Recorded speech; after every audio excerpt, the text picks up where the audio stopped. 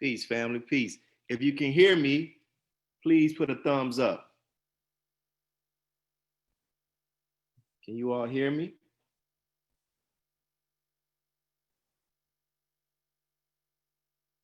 You can hear me, let me know.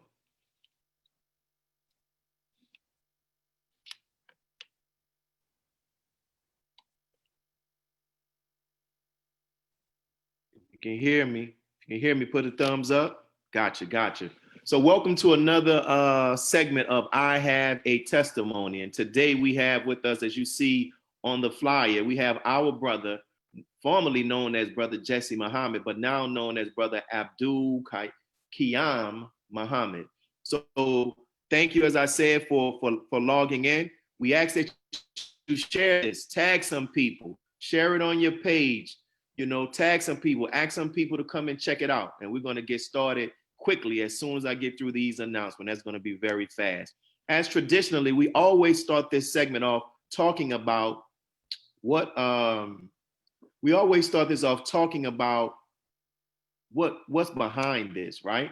We talk about what actually started us to doing this.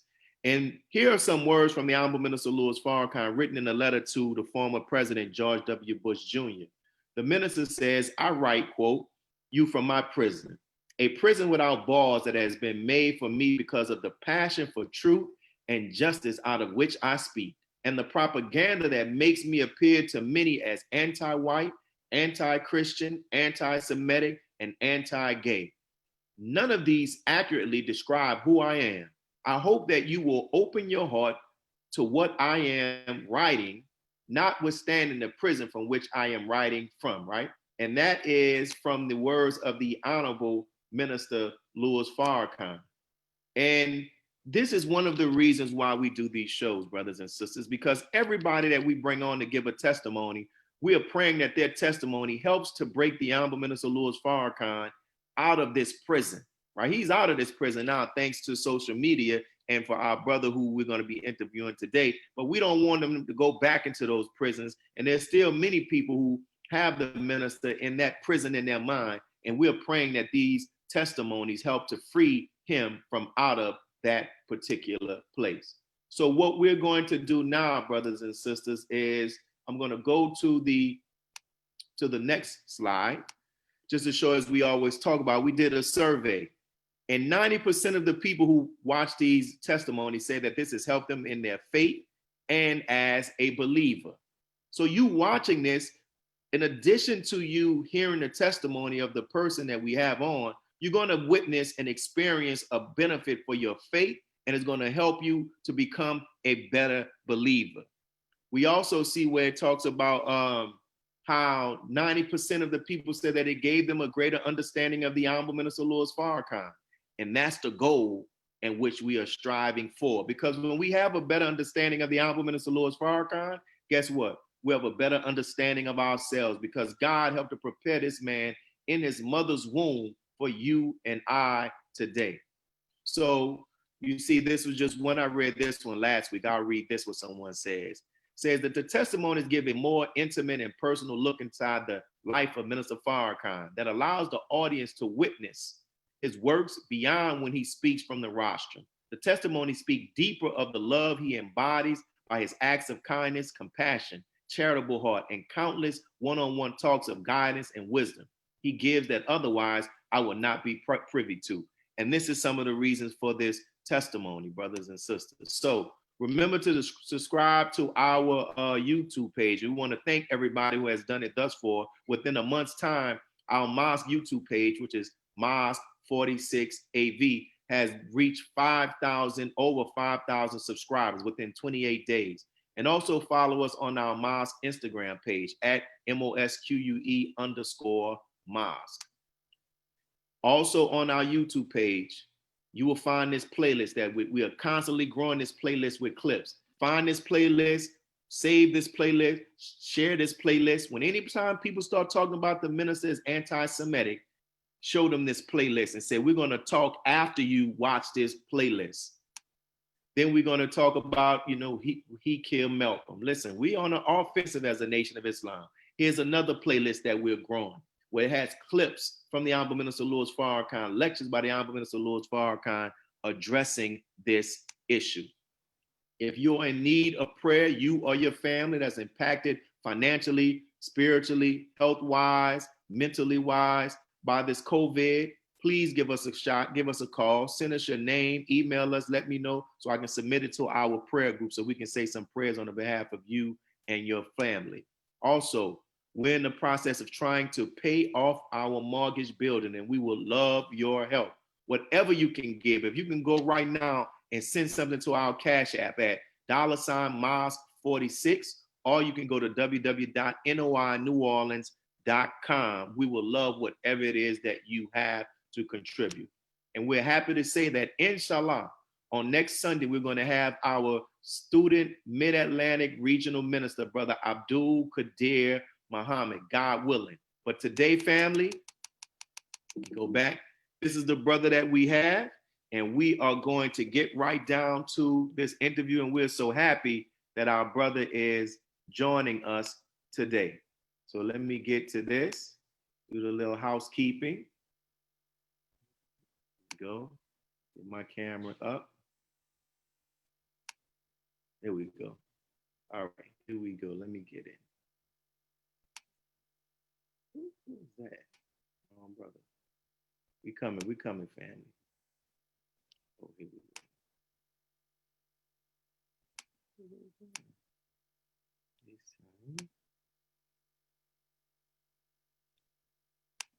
Here we go. All right. That's not the brother, handsome brother nonetheless, but that's not him, y'all. Let me get him up. Brother Qiyam. Where is he? He's center.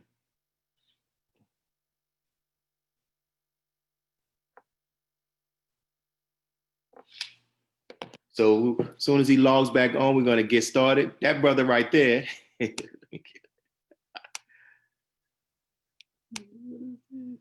Okay, here we go. Now I got to get myself on. I'm off. Okay. There he is. Can you hear me? Spotlight you. All right. Got Brother Hannibal on there. You can hear me? Can we hear you? Assalamu alaikum, sir. Walaikum salam. There we go, man. So as always, my brother, I have so much love for you and your family, and it's an honor to actually have you on. And for those who are actually watching, give you all a bit of history.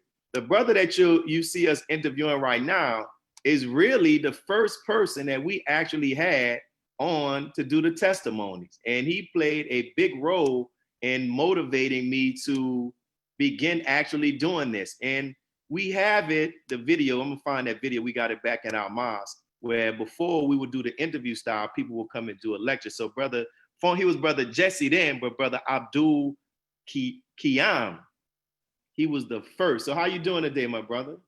I'm doing well. All praise is due to Allah. And you know, I'm always happy to be with you, my brother. As you know, New Orleans Mosque number 46 is my second home. Yes, so sir. I have a soft and a sincere and long-lasting spot in my heart for you and the believers of New Orleans. Praise be to Allah. Hey, man, we always recruiting, brother. So hey, we recruit. You can make it your first home as well. Oh, there you go. That's the Kevin Durant office. Kevin Durant office. We're gonna start offering believers from around the nation houses and cars, man. We're gonna have moving packages. Come on now. So when we're gonna get straight to it. So starting off, from your perspective, Brother Qiyam, why do you think it's important for someone to testify about a man like the Honorable Minister Louis Farrakhan? Well, for me, it's the duty of the believer. If we read in the second surah of the Holy Quran, we are given a charge, a command, that we are to be a bearer of witness to the people, as the messenger of Allah is a bearer of witness to us. And there's nobody that has been touched by this beautiful man, has been in the ranks under his leadership, cannot say that he has not been a bearer of witness to us. He has bore witness to his teacher, to the Savior that has come. He has bore witness to this word. He has bore witness to what God has done in his life. And I'm telling you, we are obligated. So I am always eager and excited to be a witness bearer. And that's why anytime I'm invited to get on the rostrum anywhere, I call it the witness stand. Because by the help of Allah, I swear to tell the truth, the whole truth, and nothing but the truth about the Honorable Minister Louis Farrakhan. And we have to. So, and lastly, it's a sign of gratitude. Who are we to have the right to be invited to his dinner table, invited to his home, to have a word that has transformed our lives, where we have family, we have money, we have our right state of mind, we have a spirit that's helping to navigate us right now during this rough time that many of our people don't have. So why shouldn't we testify? That's a sign of gratitude. So we are charged as believers to do it. And no matter where we are, whether it's Zoom or in our home or on the phone, conference calls, on social media, we should always get on the witness stand and bear witness. Wow, beautiful, beautiful. For those who may not know your story, how did you come to Islam? Oh, great question. So in the 9th grade, at the age of 14, coming out of the 8th grade, my beloved brother, Brother Derek Muhammad of Houston, I know many of them may know him as an activist and those type of things, but I just know him as Big Brother, who he started by writing me some letters, Brother Willie, from the Marines. Now, you know he was crazy when he joined the Marines, of course. And he was writing me letters while I was in middle school. And in the letter, he started telling me that he stopped eating pork, that he stopped chasing women. And the thing that hit me the most that was real strange, he said he started reading books. I was like, yeah, right. Derek, reading books? So he told me that once he got home, he would explain to me further. And when he came home, he took me to the mosque, which was a very strange environment. And I didn't even know Minister Farrakhan's name at that time, but he gave me an audio cassette tape of the first lecture I ever heard, which was I Accept the Challenge. You know, the minister had just came from Jackson, Mississippi, had called down the flood, and I had never heard a man speak so boldly, to the point that I asked my brother, is this man still alive? Because I ain't never heard no voice like that, and it was an audio cassette tape. And from that time, my brother just gave me the books. He never forced it on me, and I just had a strong hunger to follow the minister right then and there at the age of 14. And that's where I got my start in the teachings. And my brother started taking me around with the FOI. You know, Brother Willie, I wasn't even in processing class, but I was with the FOI. And one thing that stuck with me, that still sticks with me today, I'm not knocking any of the stars of this world. I admire the God in all of our people. But I was groomed to see the FOI and the MGT as celebrities and stars. Because when my brother took me around to these events, Brother Willie, the same rappers that I was trying to get a picture with, they was asking me for a picture because they thought I was FOI. Wow. I was like, whoa. So then when they would speak, the crowd would get silent. So that's when I knew. I said, it's something about Farrakhan. I got to join this. And all I wanted to do was just be a FOI and look like the FOI. I didn't know nothing about God being a man. I didn't know nothing about Elijah escaping a death plot. I didn't know about the minister being a messianic figure. All I know was I had never seen men that looked like the FOI and show love. So that's how I got started. By the grace of Allah, my brother was the agent used by God to fish me in. Well, we thank him for that, man. And I know the Honorable Mr. Louis Farrakhan thanks him for that as well. As I prepared for this interview, I thought about it and kind of touches to what you just said. You've had the opportunity to observe the Honorable Minister Louis Farrakhan from my perspective, from three different perspectives. One, as just as a believer in the ranks, watching the videos, listening to the lectures, holding posts.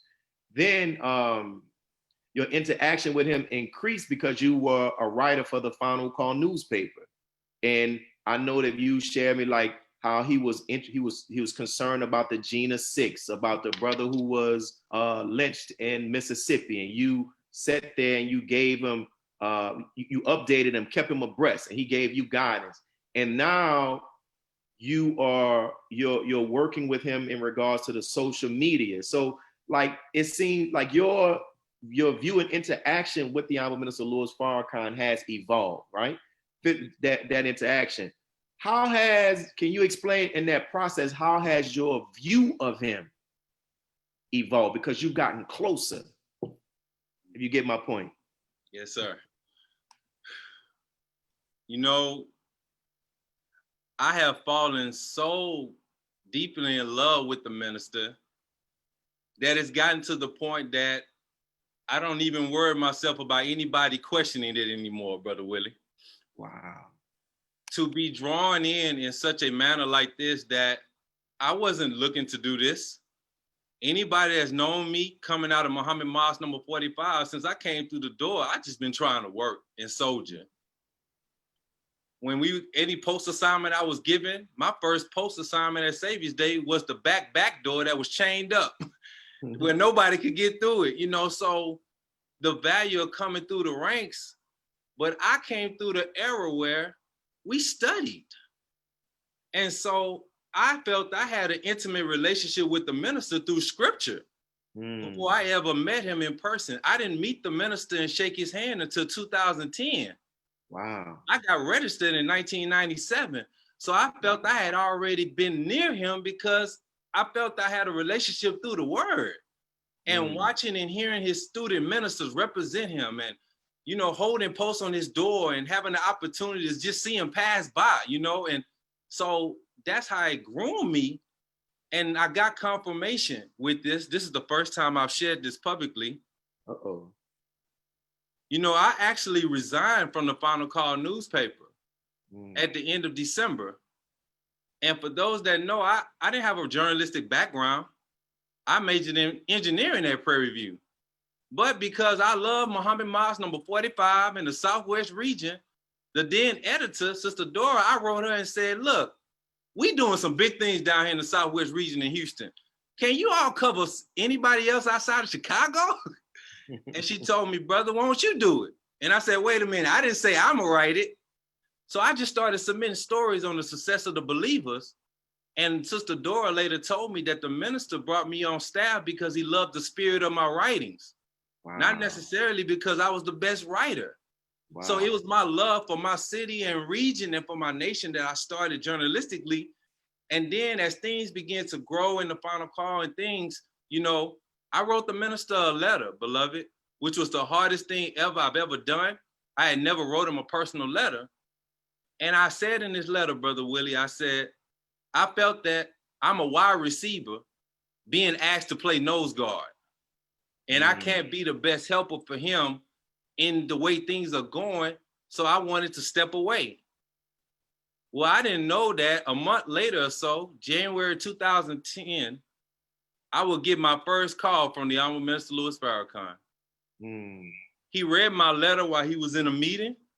And he said he stepped away from his meeting with the council to call me after he read my letter. And in the letter, you know, for those that are listening, I was telling the minister about my blogging. I'm doing Twitter. You know, I told him a little bit. We use MySpace, you know, that's throwback. We use MySpace for the Agenda 6, and I felt I was doing so many things online that could help our nation. And I was just crying out to him to just let him know I could be a better helper out of the confines of things the way it was going. And I'm a wide receiver. I just want to throw the ball. I can throw Hail Marys, catch them, just throw them to me. The minister read the letter, brother. And these were the words he said to me on the phone. He said, brother, you doing all of this and I've never met you? Dang. I said, no, sir, dear apostle. He said, well, that must mean you know me from scripture. Wow. Allah is my witness. Wow. And from that time on that phone, he said, a man that will help me like this, and I've never even shook his hand, should be free to do whatever he want to do for the nation. Now, the minister did not let me resign from the final call. He told me he wanted me to come back. And you know, he asked me a question. This is the test for all of us.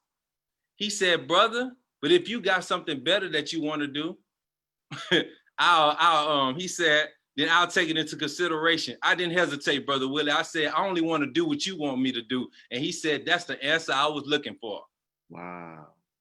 And then from there, things took a turn that I did not expect in my life, but it's rooted in deep love, and it's rooted in that I have never bounced the minister around in my head that I think I know better than him. And that's why Allah has blessed me to be still here serving in this capacity by his permission. Wow, beautiful, man. That leads us to the next question. So how did you begin working with the Honorable Minister Louis Farrakhan on social media? So prior to that, Savior's Day 2018, many of those that are on now and some that may be listening may know that 2008, that was the first year I got excited that I was gonna do live blogging for the minister for his Savior's Day lecture. And I actually learned, I have to give credit where credit is due. I called Brother Roland Martin. He was doing live blogging for President Obama at that time. He had learned how to do it. So I called him, and he had become very close to me because our brother was allowing me to be on his show when we was pushing the Agenda 6 controversy and rally. So I asked him to school me on it, and he did. So I'm in the back stage. I asked him, could I set up, you know, I want to do live blogging? You know, nobody in the nation didn't know nothing about what that was. It wasn't no Twitter on me back then. Believers didn't even know what Facebook was. So when I said live blogging, they was like, well, you can go over there. Brother, can I get a seat now, brother? So they gave me 2 chairs, Brother Willie. One was for my laptop and one for me to sit in. And I was in the back. And as dark as I am, all you saw was the glow of the laptop of my glasses and my teeth. That's it. So I'm back there excited. Nobody knew what I was doing. The Brother Supreme, Student Supreme Captain walks by with the FOI. And back then, it's a little lax today, but back then, if you didn't have no business being backstage, oh, you got booted off real quick. He came up to me and said, you know, when he put his 2 fingers like this, it's real serious. Y'all know what that means. He said, what are you doing? I stood up, man, my voice was stuttering. Sir, I'm live blogging for the Honorable Mr. Louis Farrakhan. And he said a couple expletives that I'm not at liberty to say, but he said, is that gonna help my father? I said, yes, sir. He said, well, do it then, brother, and walked off. Now, Brother TC from Greensboro, Brother Terrence, he was right there in the entourage. He remembered that. But they had me in the back, ladders, all that in the dark. And that's how I started off, getting the minister out on social media. Then live tweeting.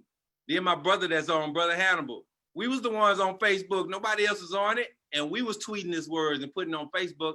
That's how I got started. That led to the moment that I write about in the introduction of Volume 1 of the Teach 2.0, where we had that meeting in the suite over our brother that was harmed in Mississippi. And it was in that moment, the minister asked me what was the presence of the Nation of Islam on Twitter, on social media rather, and on the internet. And I let him know about it. And the 2 brothers on the E-team that was in the room that can bear me witness of what I wrote in that introduction is Brother Don Enoch and Brother Christopher, the brother of martial artists. They were the two that were in the room when that moment happened. And just recently, when the minister spoke in March, his last lecture, Jesus the Key, Brother Chris saw me in the foyer area. And it was the first time he brought it up to me since. And he said, brother, I remember I was there when the minister asked you and you said, the only thing we missing is the official Twitter account of the Honorable Minister Louis Farrakhan. And he told me to set it up. And he said, brother, I saw you when it set it up. So that's how things happen. And the whole landscape of social media has changed with the minister's presence. And my entire life changed after that moment. So that's interesting, and I like how Allah's using this because your comments are leading actually to the questions that I had already pre-prepared, which brother Qiyam has not seen at all. You know, I've noticed that some older people, not all, they shy away from or even minimize the impact and power of social media. And sometimes I feel they do this because of their difficulty to understand it and navigate it, right? It may be kind of intimidating. However, the Honorable Minister Louis Farrakhan, who's in his 80s, he does not demonstrate that behavior. So what does that say about the Honorable Minister Louis Farrakhan, his willingness to stay on pace with modern times and technology from what you have from your talks and experiences with him? You know, in 1972, he said he was with the Honorable Elijah Muhammad, and the Honorable Elijah Muhammad told him and others that, talking to his ministers at that time, he said, if you all won't obey me, I don't need you, because the white man has a contraption where he could put my words and my image up around the world in an instant. And the Honorable Minister Louis Farrakhan said, he replied, I'll obey you, dear apostle. And he said the messenger kind of ignored him as if I'm not talking to you. And he said the messenger said it again. Well, Brother Willie, even as recently in a blessed phone conversation I had for the minister, he has come to the understanding that that wasn't for the Honorable Elijah Muhammad, but that was talking about him right now in this dispensation of time. That he was the one to have the contraptions that was going to be needed, because he said that when they did the research, and I even asked Brother Carlos and others, is it documentation of the contraption that the messenger talked about? There's no record, and the minister said it's because it didn't exist. So the minister's approach to social media is not just about tweeting and posting. Dear believers, when are we going to stop putting our Savior, Master Father Muhammad, in such a small box as if he has not had a hand in the development of these contraptions? Oh my goodness. These are not their platforms, brothers and sisters. If Master Father Muhammad visited every inhabited part of our planet, that's our history, right? He was in and out of America for 20 years. We always quote that he enrolled, right, Brother Willie, at the University of California at Berkeley. That's right, brother. He stayed at certain people's homes. Well, where is Silicon Valley at? Ooh, good question.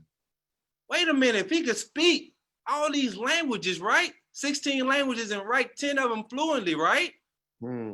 Say he could speak the language of the birds. What's the symbol for Twitter? So you mean to tell me a wise savior who out of his mind built the greatest mechanical engineered object that has ever existed can't have his hand in the development of a social media platform to help his Messiah whose mother's womb he had his hand on before he was born? Come on, brothers and sisters. We have to get out of the mind of limiting ourselves to just think that it's about posting this, posting this. This is about something that was put in motion to help God's man in this day and time. Wow. So I don't see it as their platforms. Wow. Even though they may be the CEO. Well, who had their hand on the womb of Steve Jobs? Even though Bill Gates' heart has been turned into the heart of a beast, but just like Nebuchadnezzar, he used to have a heart of a human. Who had their hand on a Bill Gates, a Mark Zuckerberg, that made them drop out of college, that would set in motion these contraptions? So I heard the minister lastly say this. Within 5 months of him being on Twitter, He was on the Cliff Kelly show, November 2011, so 5 or 6 months or so. Brother Willie, I'm watching it live, and the minister says, I thank God for Steve Jobs. I say, huh? The minister barely even knew about social media, but now he had came into the understanding, and he said, this is freeing the minds of the masses of the people. So if he said, I thank God for Steve Jobs, and you say, are you a believer? Where's our mind at an approach to social media? See, Farrakhan, when he approaches things, he approaches it from the standpoint and the perspective of God, and social media is no different with him. Wow. So he has embraced it as a student.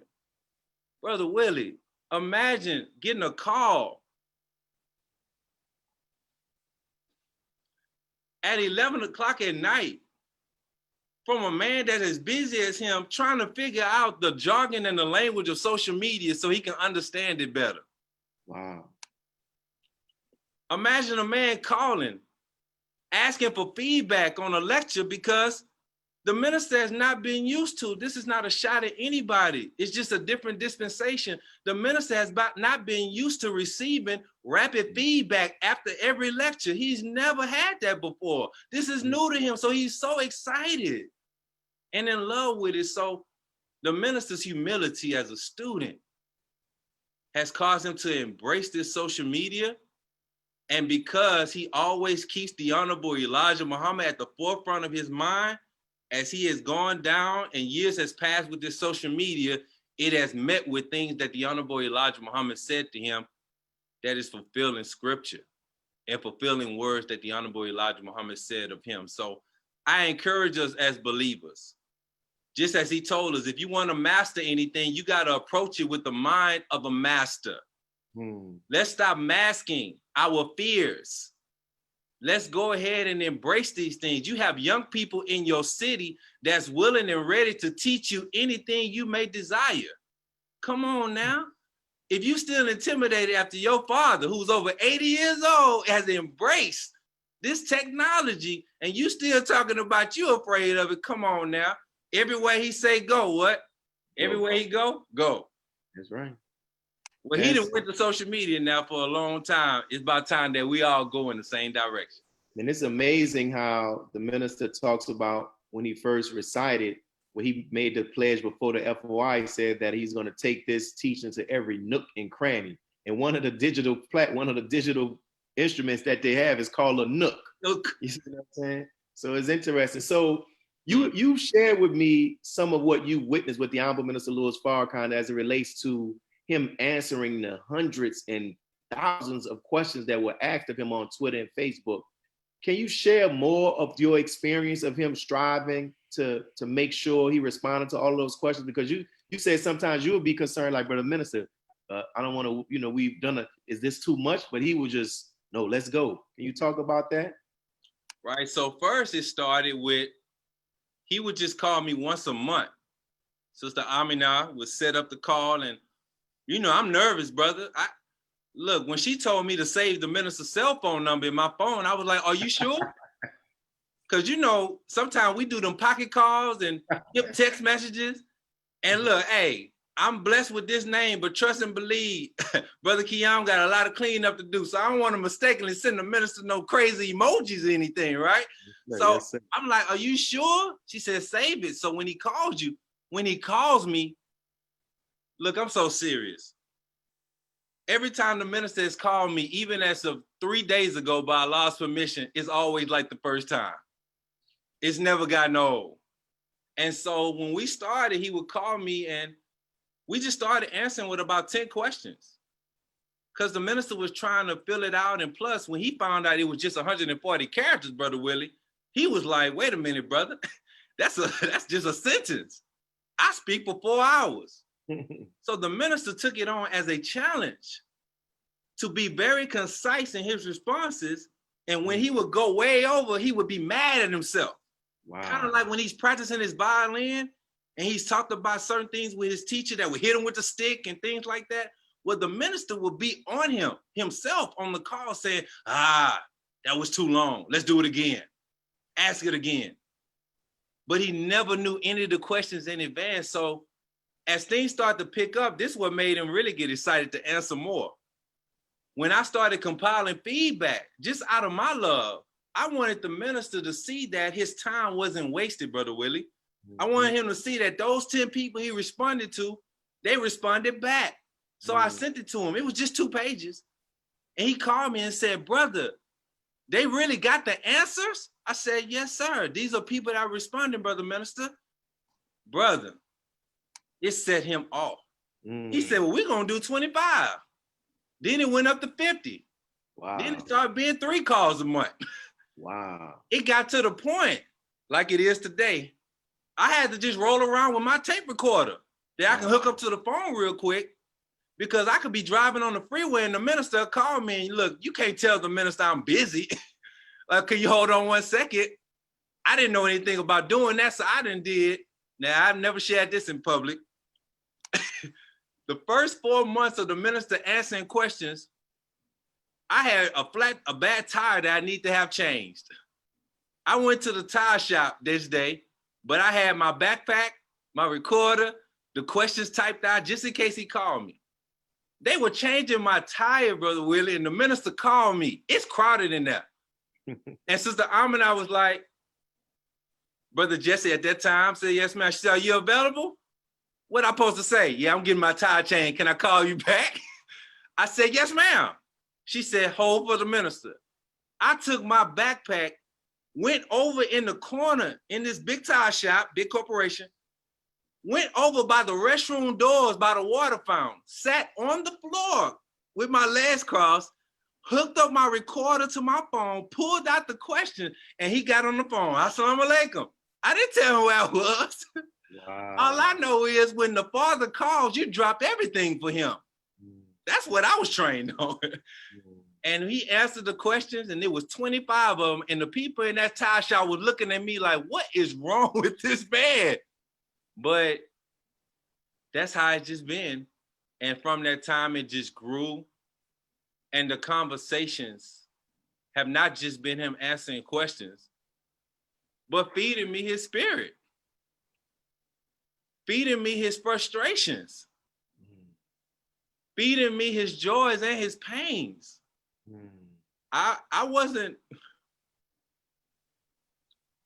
you have to excuse me because I haven't done any interviews since we've been sheltering in place, because it's been a deep reflective time for me, and I really hadn't been one to talk.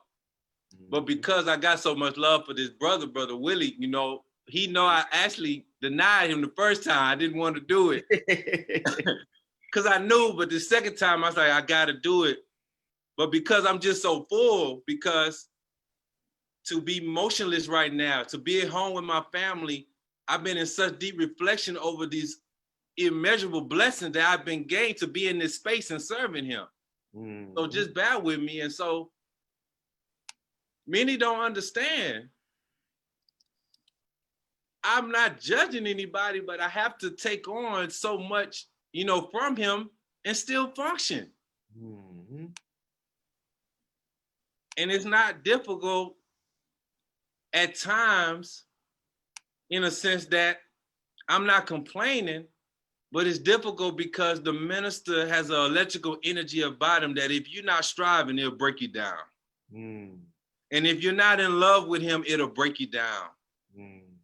And you can see what fuels him. It's so much love. And so I have just been so overwhelmed by it.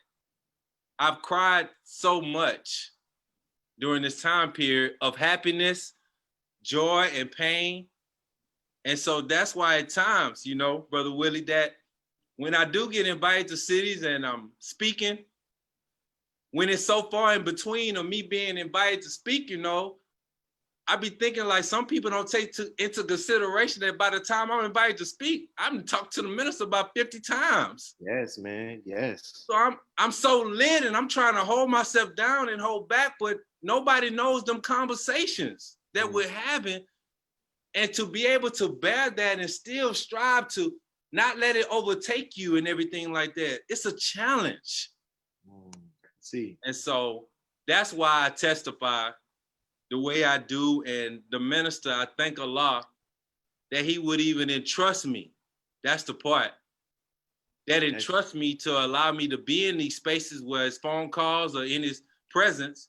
There's so many things that I will have to take to the grave. Mm-hmm. And there's some things that I won't be able to testify of until after he leaves. That's right. But I'm very, very grateful for it. Man, all praise is due to Allah. You mentioned how, you know, in the midst of him answering those questions, that he is also feeding you his spirit. And you talked about just the substance of those phone calls. Is there anything, of course, out of what you can share, like any jewels that you can share where it was guidance that's dealing with personal things that we as human beings experience, guidance of stuff we're dealing in our challenges of our faith? Any things that you can share that can help those who are watching right now? Absolutely. Whew.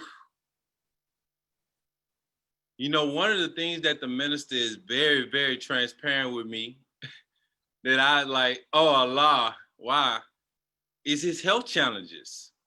Mm-hmm. It was around 2014, which was that same year that he wrote that letter to our brother Jay Electronica. Mm-hmm. Leading up to that, the minister had been calling me back to back, not about answering questions, but talking about how he was wavering on having another procedure. Mm. And he said, you know, at that time, Brother Jesse said, I'm tired of them trying to crack my chest open, brother.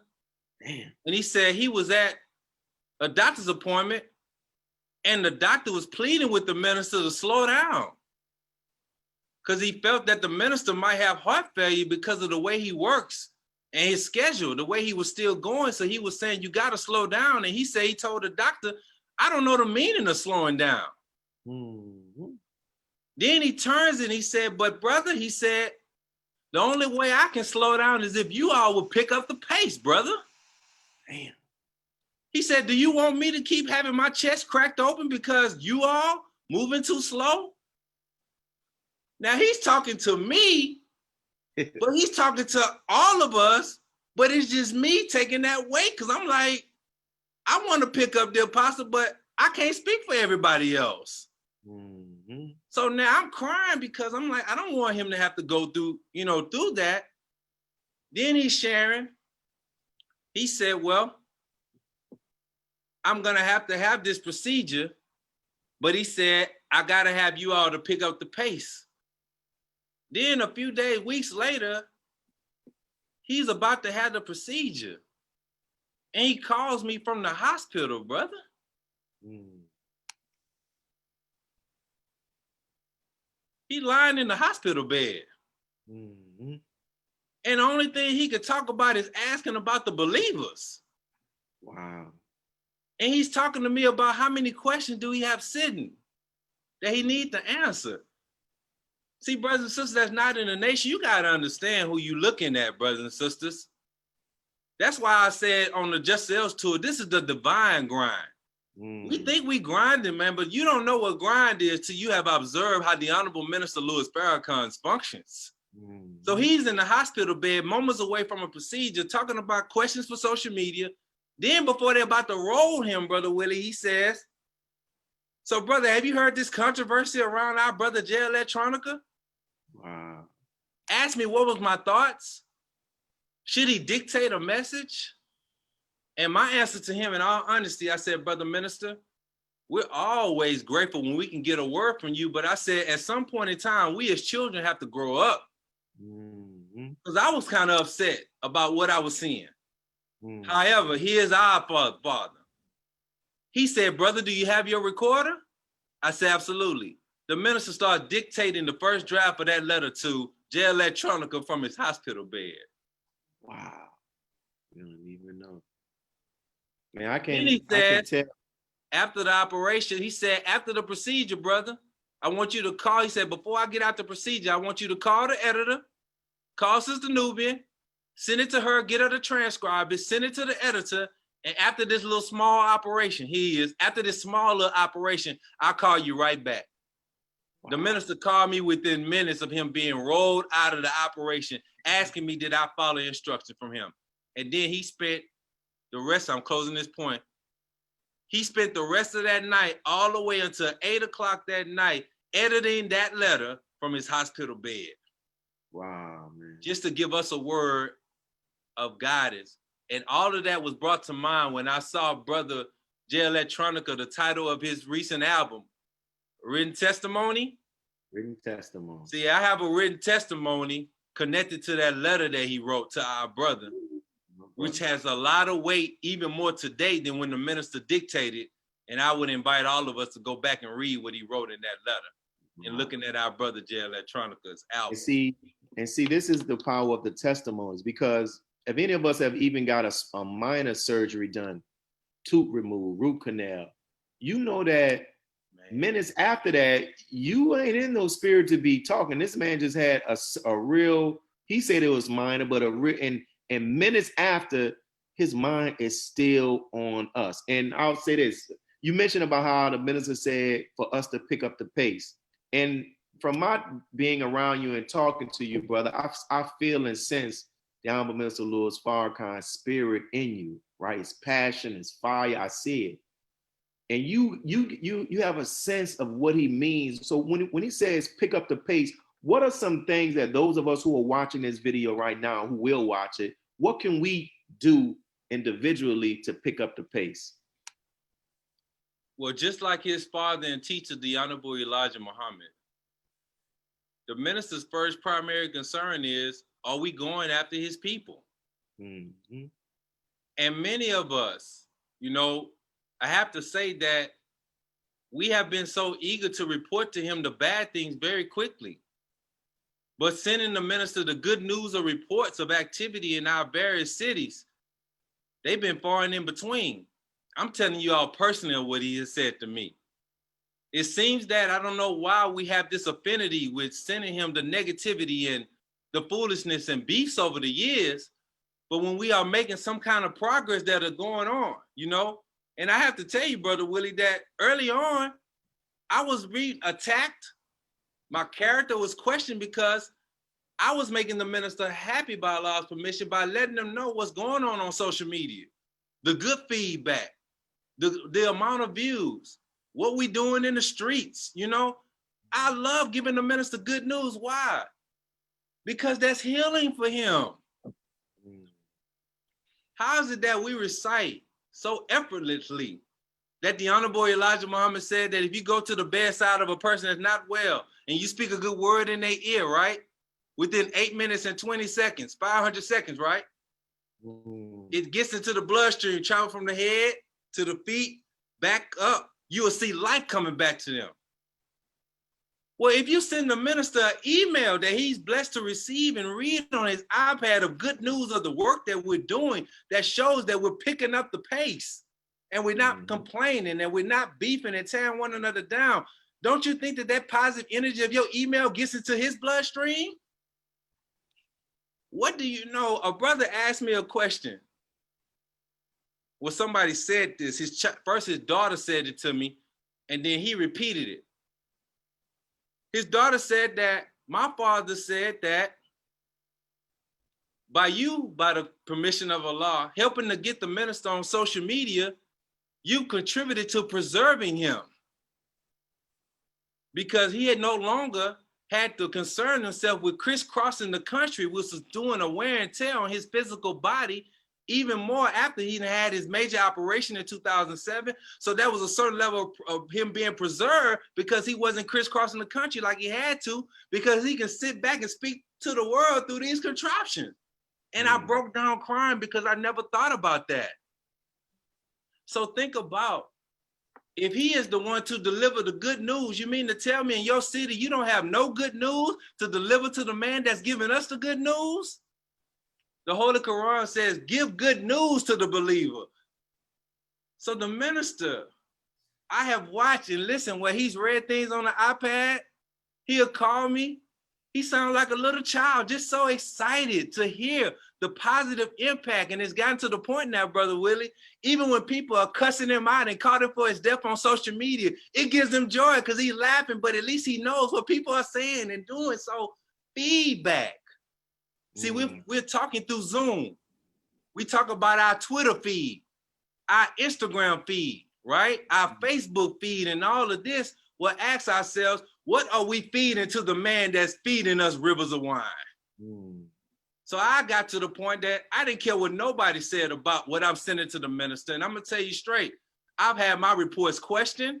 I've had figures contended. I've had people saying that I'm making things up, like I'm just intelligent to copy and paste comments. Man, please.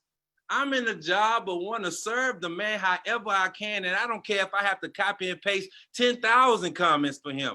If it's going to help him in his work and fill his heart with joy to know what is the response to his message that is going around the world, then I ain't going to let nobody stop me from doing that, because I'm too in love and I've seen the impact of it. So I encourage you, fellow students, stop sitting on the good news, man. Stop just focusing on the bad stuff and getting it up the chain to the minister and you writing them about that. Tell them what the good news is and contribute that towards his healing by Allah's permission. Wow. And since we're talking about that, you've mentioned this publicly and we've talked. Can you share about how some of the examples, the powerful examples of how the minister's response to somebody's question or request for guidance on social media, either public or private, dramatically help their lives and even save their lives? Ooh, that's the point that it got very overwhelming for me. The first time within a month, there was a sister on Twitter who wrote him stating that she was literally about to kill herself. Moments before the minister's Twitter response got to her, the minister broke down crying. I did too on the phone. There's been many who their marriages was about to be dissolved and we were going to end it. And a husband would ask the minister a question and that response saved marriages on Twitter. There's been pastors who wanted to throw in the towel in their ministry and asked the minister a question. They got that word from him and they did a sermon based off a tweet and they sent the minister a private message saying the minister saved them as a pastor when they wanted to give up on the flock. Wow. I've seen the minister in sessions where he's invited others in when normally it's just been me and him. It got to the point that he started inviting his children to sit in on the recordings. I've been on phones where Brother Jabril and Dr. Patina has been there to witness the minister answer these questions. And again, I have to reiterate to everybody watching, out of the over 5,000 questions he has answered on Twitter and Facebook, this man has not known one question in advance. And I've heard his children weeping on the phone as their father is answering questions next to them. I've heard them bearing witness and shouting on the phone. Even at times, Brother Jabril, when the minister would answer a question, Brother Jabril is yelling at me over the phone. Brother, did you get that? Did you get that? I'm like, yes, sir. He said, good. Brother Jabril has said before that many of the minister's tweets need to be on billboards around the world. His answers to questions need to be on billboards. So the minister in intimate spaces, the way God uses him to answer the questions of the people, and the minister is not just feeding the questioner, he's feeding everybody that would read it. So if you want to question us on why do y'all say that this man is from God, I challenge you who are watching, just read these two books. Go get Closing the Gap. And you come back and tell us that you can't believe that this man is not somebody that's from on high? How does a man answer a question like this with so much depth and never knew it, never got prepped? Some of us, we can have a teleprompter and still can't go like this. Because somebody wrote the minister during the time What Must Be Done. They said God is his speechwriter and Elijah Muhammad is his teleprompter. Wow, that's, hey. All praise to Allah. And since you raised those two books up, and I had two questions, a two-part question. If you can tell the listeners and the viewers who will watch this how they can get those books, and also, can you, Brother Eric, ask this question: what's the similarities do you see between the minister's responses in those books to the hadiths and the sayings of Prophet Muhammad, peace and blessings be upon him? Well, the books are available at store.finalcall.com. That's store.finalcall.com. Or you can hit me up on my social media pages and we'll make sure we get copies to you. And one of the things that I have to say, all of the believers who have been supporting this bread of life, this is what Sister Tracy, our beloved Sister Tracy from Phoenix, she's called this the Twitter bread of life.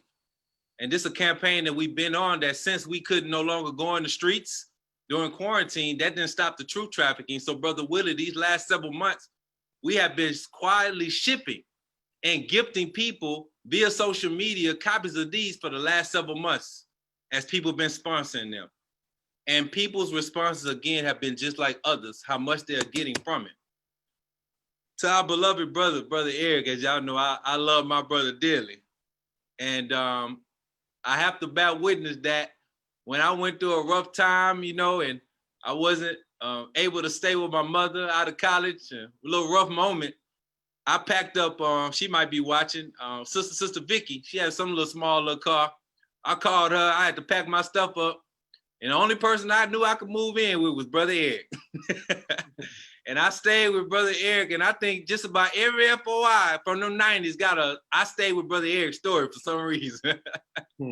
So that is my brother that I hold dear to my heart. And to his question, you know, in truth, Brother Willie, when we was working on volume 1, and the minister said, what should we title it? My immediate answer was, it should be called Hadith 2.0. Because growing up in our ministry class, you know, in Houston, we were serious about studying the life of the prophet. That was our instructions anyway as students. So in Houston, in our ministry class, we didn't play about studying the history of the prophet. And so when we read in the Hadiths, and Brother Abdul Halim, he had all of the volumes of the Hadiths in his library. And some of us, you know, Muslims, we don't steal. You know, we borrow and don't give back. So some of us have borrowed many of his books that got his name in them in our home. So we would take those Hadiths and read them, but that was the one collection he didn't let leave the mosque. But reading those Hadiths and studying the history of the prophet and watching the minister feed people at the dinner table and then watching his answers, it had already resonated with me that this was Hadith of the Muhammad of this time. So when I shared with the minister the title, he said, he laughed on the phone and then he said, brother, now look at this science. Look at his foresight. And I want us to think about what's going on right now with the Muslim world. He said, brother, I still have a little work to do and complete with connecting us with the Muslim world. So I don't want to do that just yet to incite any division. Man. So he said, what's that thing you've been saying about it's the Teachings 2.0 or 2.0 Rashid? I said, the Teachings 2.0. And then he said, what does 2.0 mean again? And I told him, he said, let's go with that. The Teachings 2.0. He said, because the minister is still representing the teachings of the Honorable Elijah Muhammad using all of the 2.0 platforms. I said, yes, sir. Wow. So when we read these short answers, just like when you read the Hadith, students, every single line and word of the prophet, peace be upon him, has light upon light. That if we are students, we can actually just plumb the questions that were asked to the prophet. The first sentence, we could speak volumes and write volumes and teach lectures for years to come just off one sentence. So if you just take the minister's first response in this book, you can see that in this saying is light upon light, and it's giving us the tafsir, or the understanding of what the prophet was given in his revelation. So the minister in this hadith, he is actually unpackaging for us the hadith of 1400 years ago. So when he's at the dinner table, the minister can barely finish his meal. You seen it, Brother Willie. I've seen Matter of fact, when we was there in March, that was like the first time the minister had actually finished his meal before all of us kind of did. And I think we all was clapping or something because he said, I actually finished my meal. Because he's normally just teaching and teaching and teaching till this bean soup get cold. So we can see those of us that are of Islam, no matter what sect or party that you're a part of or school of thought, you got to see the connection in the minister's answers and seeing it to the prophet, peace be upon him. So powerful, man. And the believers are loving your sincerity and loving your spirit on Facebook. I got to ask you this question, brother Abdul Qiyam, and especially in light of this recent with the CNN interview with the Don Lemon. I hadn't remembered that the minister was so open about his health condition until I watched it again. And the feedback that people are leaving on our YouTube page, people are like, they just couldn't have, they didn't know that the minister had, that he had undergone that. They didn't even know that he's dealing with that. And honestly, brother, it brought me back to something I told you I was going to ask you about it. It brought me back to, I think this was years, brother. I know this was before 2015. That when you shared with me, you said you had like a dream. And you said that you saw things that only Allah could show you, and you shared it with the minister. If you want to, if you don't want to share that, I understand. But I had to ask it, man, for people to understand what I feel the minister's response to you, if you want to share it. I have to share it because you asked it. I'm obligated.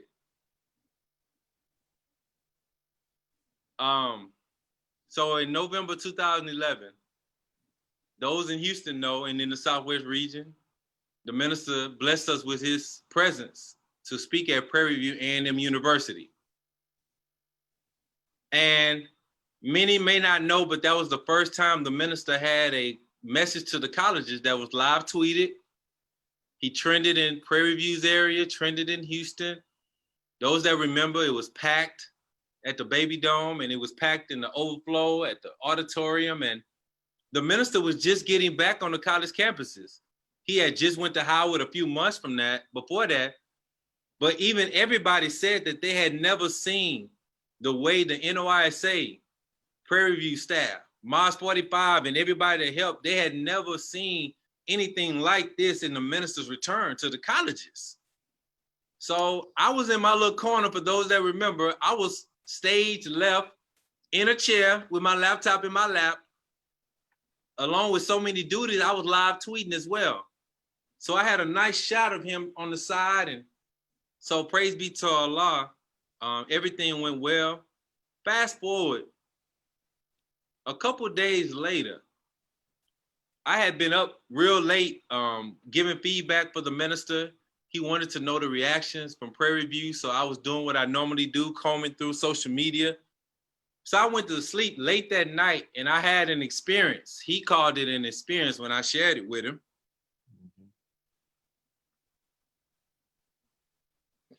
So I was back at Prairie View at the Baby Dome, and I was sitting in the same chair on the same side that I was when he was speaking. When I looked up from my laptop, I was tweeting, I looked up and all of the lights went out in the Baby Dome. So naturally, even in the experience as a soldier, you know, no matter where we are, we're soldiers, we're on security. I threw my laptop down and stood up like, what's going on? Like somebody was trying to do something to the minister. When I stood up, this big beam of light shot down in the middle of the gym. It's a basketball court for those that's not familiar with the Baby Dome. It's where they play basketball at. And the minister and Brother Joshua Farrakhan and Student Supreme Captain Mustafa, they all appeared when this light flashed on as a spotlight. So I went and ran over a trot to get on post because I'm like thinking that something's about to happen. So the minister looks over at me and says, brother, I was not pleased with that message. There was so much more I wanted to say. I was so nervous. I really, really didn't like that lecture. And I'm saying, yes, sir, brother minister. Yes, sir. Yes, sir. So then Brother Joshua and Brother Mustafa, they lead him to the back area. And for those that were on post and you all remember, there was an area in the back, one of those rooms where like the dancers and cheerleaders go, where it had a lot of mirrors. That was the prop green room for the minister. So we're back in that room. And I'm on security, I get on inside of the door and lock the door. I didn't go on the outside. Cause we train, I'm like, it's only 3 of us. We gotta have a diamond. So I go inside the door and lock it, not be on the outside. So they started, Brother Willie. They took the minister's jacket off.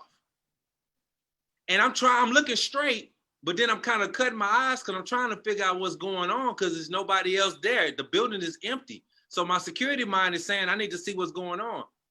The minister is sweating. I mean, the sweat coming from him was just enormous. It was a flood of sweat. And then they start takes off his because he had the brownish kind of light brown suit, and he had on the tie that had a little white in it, dark brown. That's what he had on. He spoke in prayer, so he had the same thing on. They start taking his necktie off, and he's kind of like he's hot, and he's swooning, like wavering. And so I'm looking like, man, wow. And then they start unbuttoning the minister's shirt. And at that time, in my mind said, I need to get up out of here because this is private. So then, before I could turn around and try to leave out the door,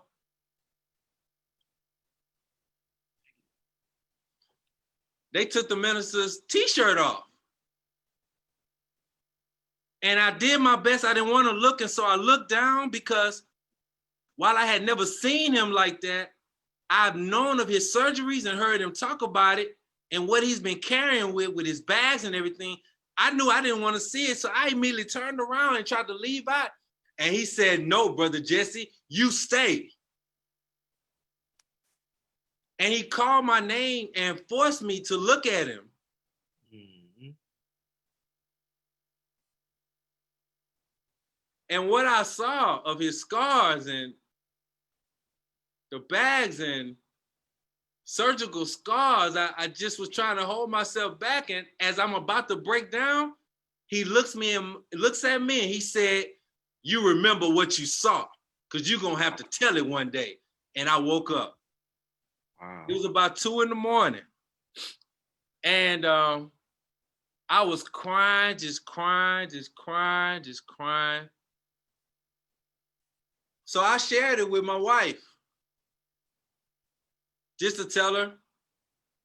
But I didn't want to share with anybody else because, I have to say this, and excuse me if I offend anybody, but I just have to be honest. This culture that has came up in our nation of mocking believers about spiritual experiences has been part of the thing that has turned us and made us more susceptible to the words of Satan, because we mock the believers too much in the name of saying everything is real, but we question the things that Allah touches a believer with. See, when I came in at study group, when a believer would share these type of things, we welcomed it. All of a sudden, we started turning to mocking it. So I myself fell into that where I said, you know what, I'm not going to share with anybody, because in the name of saying ain't no mystery, God, we treat things like a mystery. We contradict ourselves when we say there's no mystery, God. We don't believe that Allah can touch a believer to see and have certain experiences too. That's right. All of a sudden, everything real. See, that's the language of this world that we taking on from social media. So I kept it to myself, and about, pardon my passion. No, go ahead. About a week or so, no, it's about 2 weeks or so later, I get a call from Sister Ava. And me and her was working on something that the minister had assigned us to work together on. And in the middle of the conversation, Brother Willie, Sister Ava says, I just left the farm being with the minister. Oh, brother, he told me he didn't like that message that he delivered at Prairie View. I looked at the phone. Wow. She said, brother, he was like, there was so much more he wanted to say. He was so nervous. And I'm just crying. She don't know this, and to this day, she don't know it. And unless she's watching it, I've never told her. Wow. And I'm like, oh Allah. So I'm crying and trying to hold back. And so we worked on what we did, but it kept in my mind. So I said to myself, the next time the minister called me, I got to gather the strength to share it with him. Wow. And when he called me, that it had to be about a couple days after that. We had just did a Q&A. It was late at night. And so at the end of the call, I asked the minister, could I share with him an experience? Mm-hmm. And he said, absolutely. I shared with him verbatim what I just shared with you all, brothers and sisters. Mm. The minister, after I finished, he was very quiet. He didn't say anything. I was so nervous. I didn't know what he was going to say. And then he finally spoke in a very firm tone, like he was upset. He said, brother, you have never seen me with my shirt off. And I said, no, sir. I was crying. I said, no, sir, brother minister, never. I've never. I said, I've never even seen you with your suit jacket off in a setting like that. And he says, but if I were to take off my shirt and show you every single scar and description that you gave, wow, is right where it is, where you described, brother. He said, why would Allah show you that? I said, I don't know. I said, I'm frightened. He said, well, it's going to come a time when you're going to have to tell it.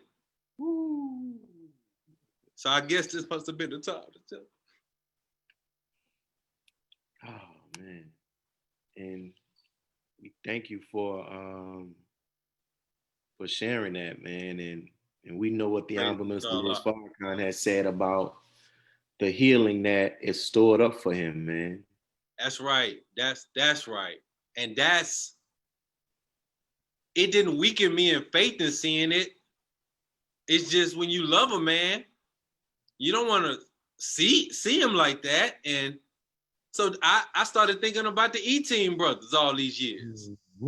His family, his daughter, and what they have to deal with and what they have seen. I hadn't seen it up close like that. This is an experience and it was paining me. So I started thanking Allah and being more grateful for them for what they have had to endure to watch and see. But it didn't weaken me in no faith. I'm shedding tears because I don't put worthiness on me that I was even worthy to even have an experience like that and it be confirmed. It just overwhelms me. But I'm comforted in knowing that he's going to go through the portals of death and he's going to live. There's no death for Minister Farrakhan no time soon. And I've had some experiences recently for me. I'm assured of that. But I just pray too that the believer that's out there that's been feeling a little uncomfortable with sharing experiences and things like that, and, you know, tell it from the mountaintop, brothers and sisters. I had to counsel and kill the voices in my head that mock us. Because, Brother Willie, you know, me and you have talked about this before. How is it that the minister can be right about the will? He can be right about the weather. He can be right about all of these presidents. But all of a sudden, when he says something of good about a believer, all of a sudden, he don't know what he's talking about. That's hypocrisy, man. Man, can you talk on that? Can you share that importance? Because I think about it like this, like with our hands. Imagine if our hands did not see their value. They could not do what our mind is telling it. So can you talk about the importance of us seeing our value and how that helps us to help the minister? Yes. The minister stated last July on the 21st, 2019, he said, don't ever talk about me as Jesus without talking about me in that line. And I shared with him that I took that is, don't do a disservice to him by skipping over the process that got him to where he's at and where he's going. And then I said, Brother Minister, you made me to see, brother, stop trying to skip over all of the process that got you here. to make you prepared to serve him in this way. And then don't discard your fellow believer who are in the process. So your journey, believer, the process that you're in, the fire, the trial, the strain that you're in, don't negate that. The experiences that you having at night, don't negate that. We all have value in sight of the minister. You know, I was blessed. I could share this now because he delivered the message. Because I'm not one to go on social media and tell people every time I done seen him or talked to him. But before the minister delivered this July 4th address, he invited a small group of us to Chicago to be with him in the beginning of June to hear a peek into what Allah was showing him regarding this pestilence from heaven. Brother Willie, he said this to us as we closed out the meeting with him, which of course was all day. He said, you all need to stop seeking approval when you already approved.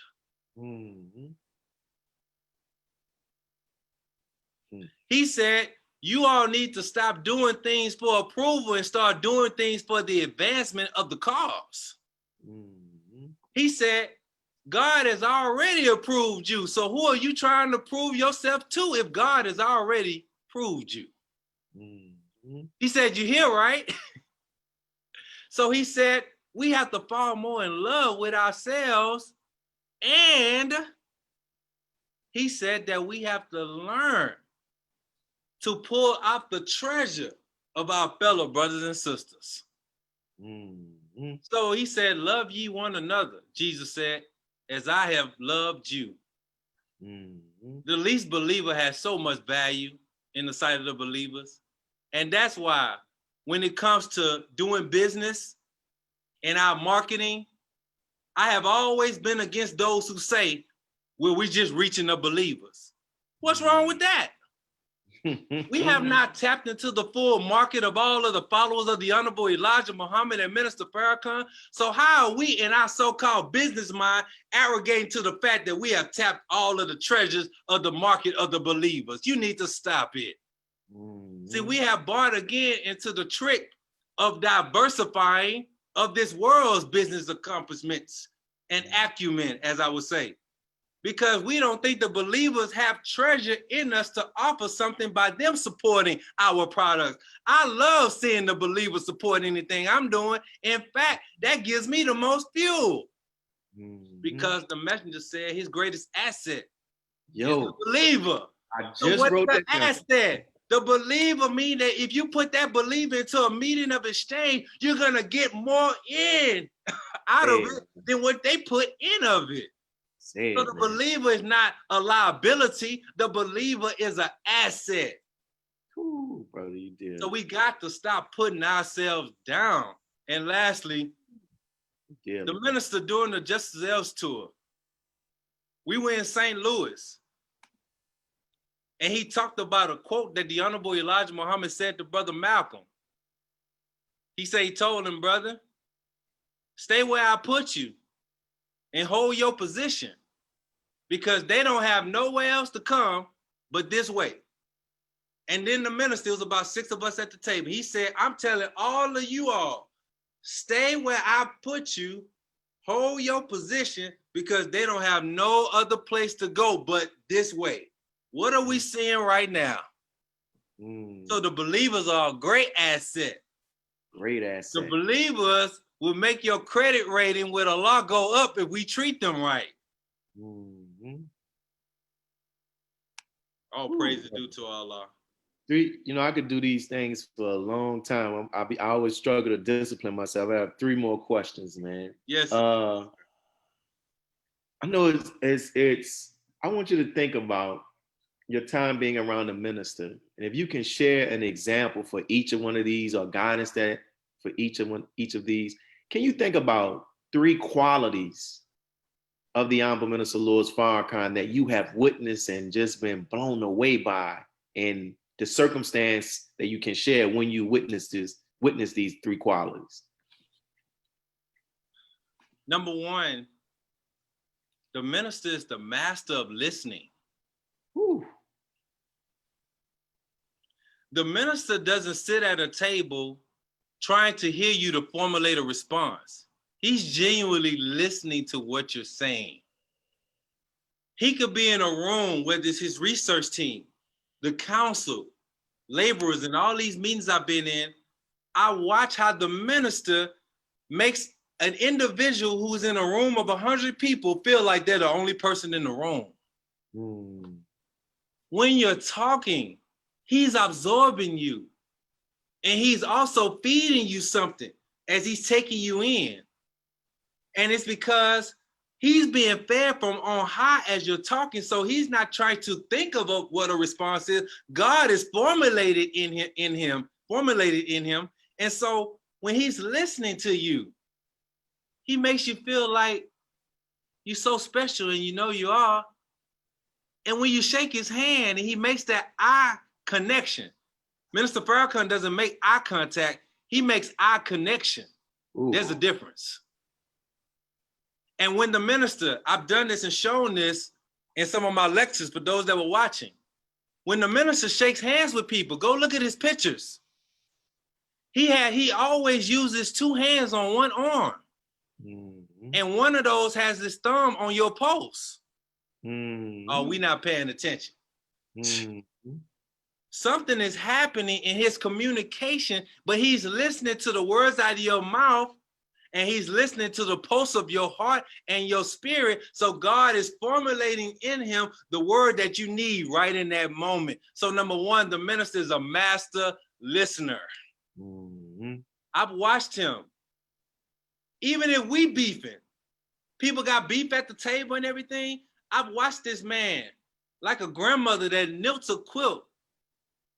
We could be meeting at 8 in the morning, and by 7 o'clock that evening, he'll tie into everything somebody said, piece by piece, like a quilt. Man, some of us, man, we could be talking one-on-one and you ain't even listening. We so distracted right now, brother Willie. We be texting while we on the phone. No, you ain't listening to the person. We get notifications, but the minister, he absorbs you. So number one, master listener. Mm. Number two, man, look, people, no matter who you are, the minister makes you feel his love and make you feel welcome at his table. There was a brother at the palace one time. The minister had just met, he had a meeting with some of the street gang leaders of Chicago. And I was blessed to be there. There was a brother who came to the palace. He said that he could squat nearly 500 pounds while he was in jail. The brother was swole. Mm-hmm. So brother, as the meeting was going on, the minister asked that everybody in the room get a chance to introduce themselves. Well, those on his staff, sincere or not, they was like, brother minister, that's gonna take too long. The minister said, I'm not too busy, you too busy? I wanna hear everybody. So he let them pass the mock, and there was about 50 people up in there. And he listened to every single person and remembered something from every single person because he wanted to welcome them in the home of the Honorable Elijah Muhammad. So when that brother who could squat 500 pounds got on the mic, Brother Willie, and I'm gonna tell you, again, brother was on his, what's our brother from California that got executed? Brother was on his Tookie Williams. Like swole. Yeah, he was like Tookie Williams. Penitentiary swole. Penitentiary swole. This brother got on the mic. He's trying to get a word out. And he starts shaking. And he's like, man, like, he said, wait, hold on. He was trying to get himself together, like his masculinity was being questioned. He said, I knew it was going to be special being in your presence, but I didn't know it was going to be overwhelming like this. And he just break down crying before he can get a word out. Mm-hmm. So the minister's ambiance of welcoming people into his home, that's why when the messenger told him, wherever you are, brother, the mosque is, when the minister even invites you to a suite, it still feels like you're in the palace because of the love and welcoming spirit that he exudes when you're in his presence. Yeah. no matter who you are, if you're from the muds or from the high level, he don't treat them no different. And lastly, the minister, his work ethic, which is rooted in love. I have never seen a human being work like this. With all that I just described of my experience and the things that he shared, and you got to go watch that interview with Don Lemon that Brother Willie them posted on YouTube. And the minister recently shared with me on the phone call, and I shared it with Brother Willie. He said that that interview that he did with Don Lemon that he watched for the first time the other day is a class for us students that we need to study.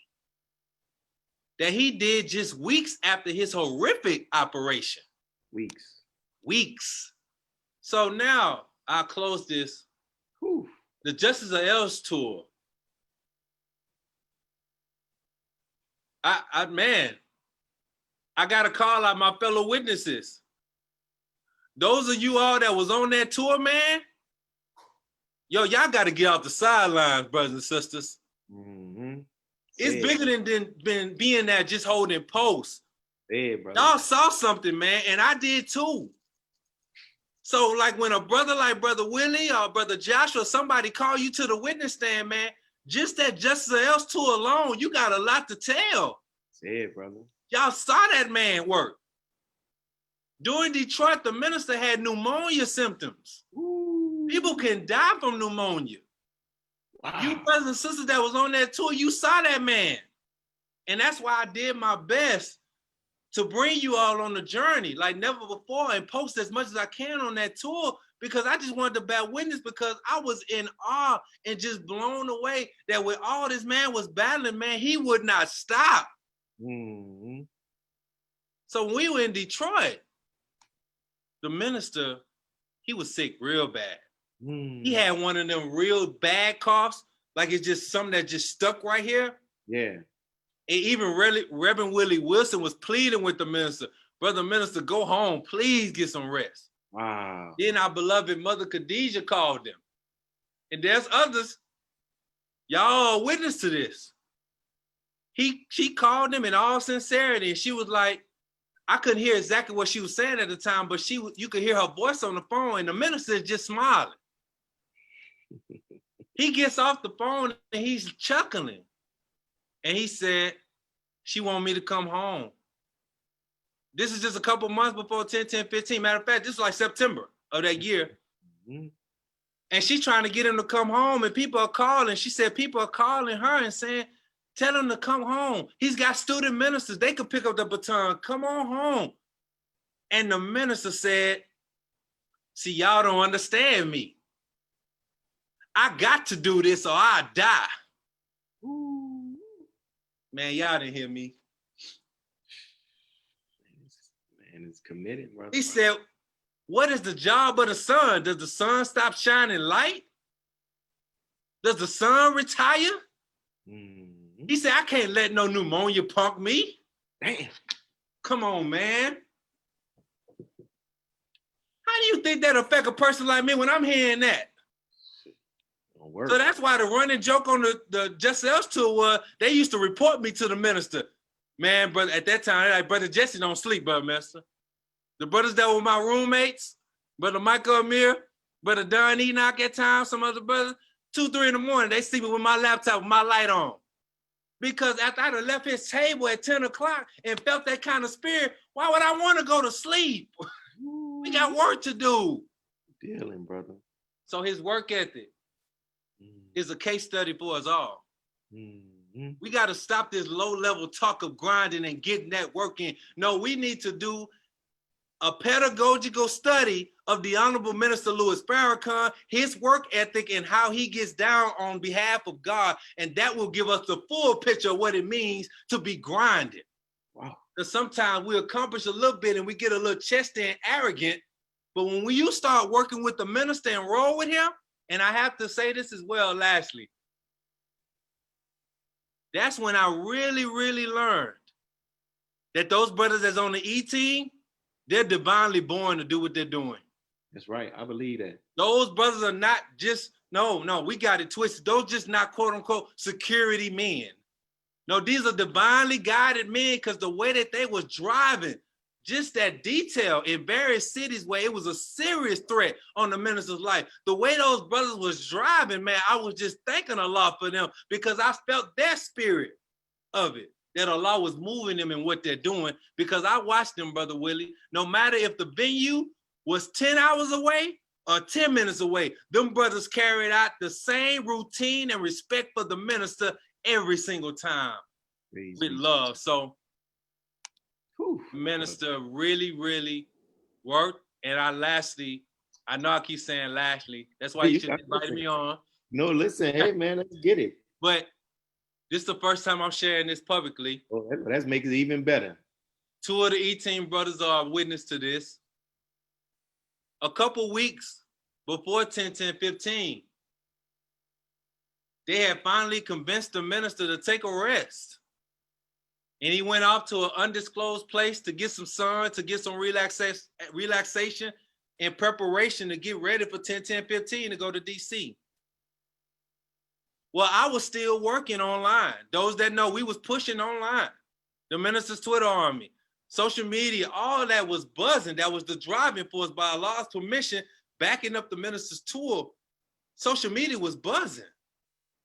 So I didn't know that the minister had took off a break.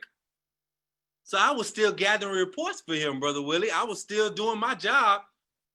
The minister called me. Mm-hmm. He was very sad, very disappointed, because he did not see the effort from the nation in us pushing 10-10-15. From a ground standpoint, mosques and study groups. I just have to be honest. So the minister called me and said he was thinking about canceling his little mini vacation break and getting back on the road because he wasn't confident that everything was being done to get the people there and to get him to the mountaintop.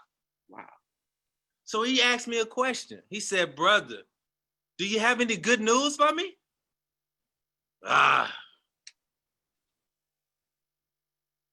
So I said, brother minister, there's families that are using GoFundMe to raise money to get to 10-10-15. I said, brother minister, there's a football coach that I have read who said that his championship team had 3 more games of the year and they was trying to defend their championship, but he had plans to forfeit those games to take his football team to 10-10-15. Then I let him know that Ebony Magazine, Jamila LaRue, they had did a piece in Ebony Magazine. Nobody had reported it to him. Source Magazine had a little ad in it and a little write-up on it. Nobody had reported it to him. 10-10-15, Just Say Us had started trending, and it was so much momentum going on, you know? Then I let him know which artist had recorded the video, what was going on. I said, bro, minister, it's buzzing. It's going on social media. It's going. You know what the minister said? He said, brother, I knew who I needed to call. He said, I'm gonna continue my rest. Allahu Akbar. Allahu Akbar. And since I gotta ask this, and it's 2 more questions after this. Since you mentioned 10-10-15, I remember you sharing about how the minister was exiting a venue and they were in the car and the security was trying to get him in the car, but there was a husband and a wife or a homeless man, somebody outside, and the minister got out the car. Can you share that? Yes, sir. So we were in Philadelphia, preparing to go to Washington, D.C. That was when the minister was going to go on Roland Martin's show and when he did the show with Rock Newman. So we was preparing to depart. Now I have to tell you, so that trip, you know, from Philly to D.C., I can't remember the length, but it ain't around the corner. So but Supreme get on the radio, look, everybody that need to go to the restroom, you better go now, because we ain't stopping for nobody, right? Because of course, like the minister lovingly joked, you know, we can be light now. He joked that Savior's Day, you know, hey, he don't have to excuse himself, right? So me and Brother Michael Amir woke up with our mind determined. We said, we ain't drinking nothing. We was like, we're not gonna drink nothing. I don't want to have to use the restroom.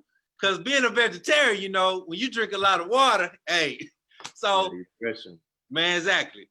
So, brother, me and Michael Amir had plotted it out. we was gonna ask the E-team to put us in the back vehicle so we can be in the back so we can go to sleep. Cause on that journey, we was on a rites of passage. They had my big tall self in the back jump seat with my knees up most of the trip. I had to pay my dues, right?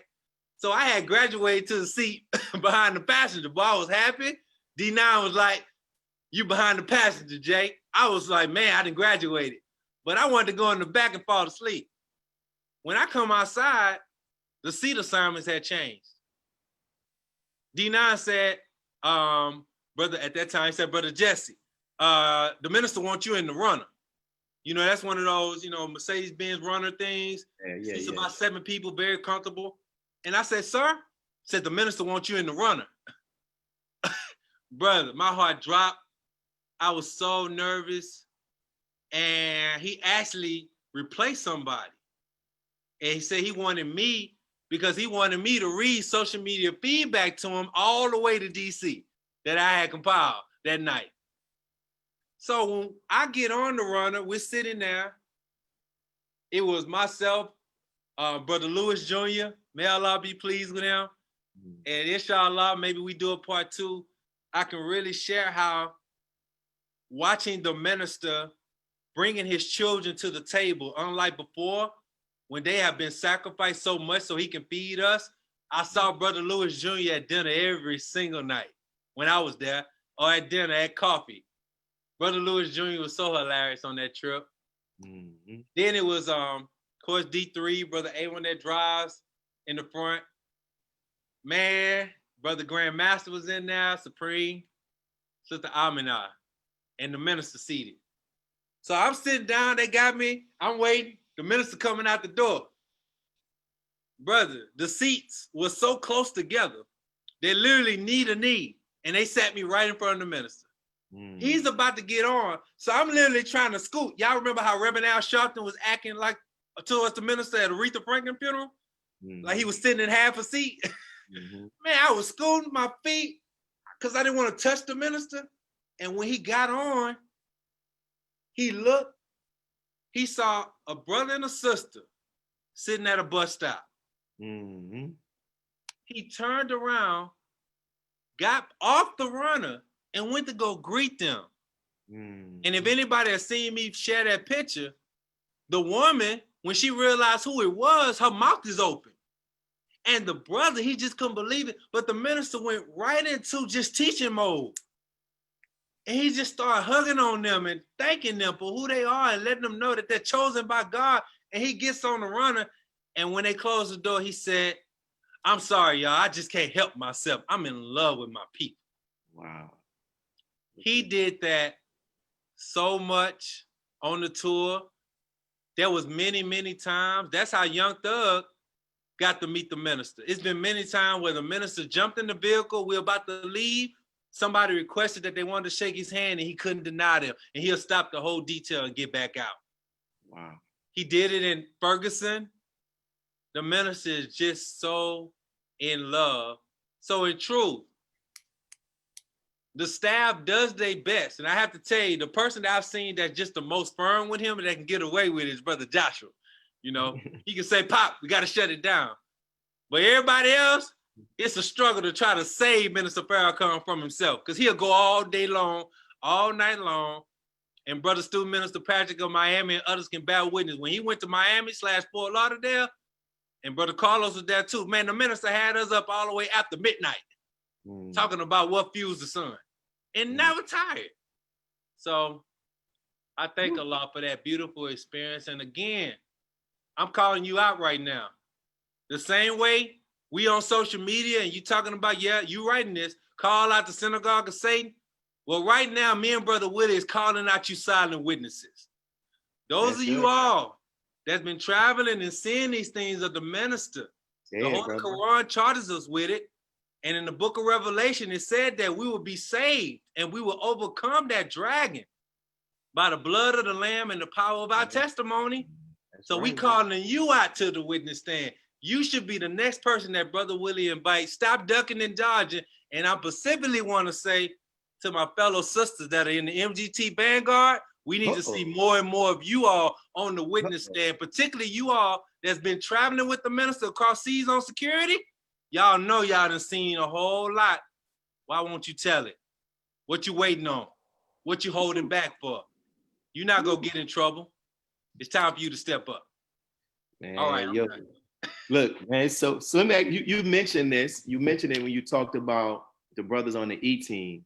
And the more I do these interviews, and even when I study my own life and studying scripture, I'm realizing that a lot of what we experience, good or bad, in our life growing up, it was preparation, specifically speaking as it relates to the minister and his mission. It was preparation for us to do what we're doing today.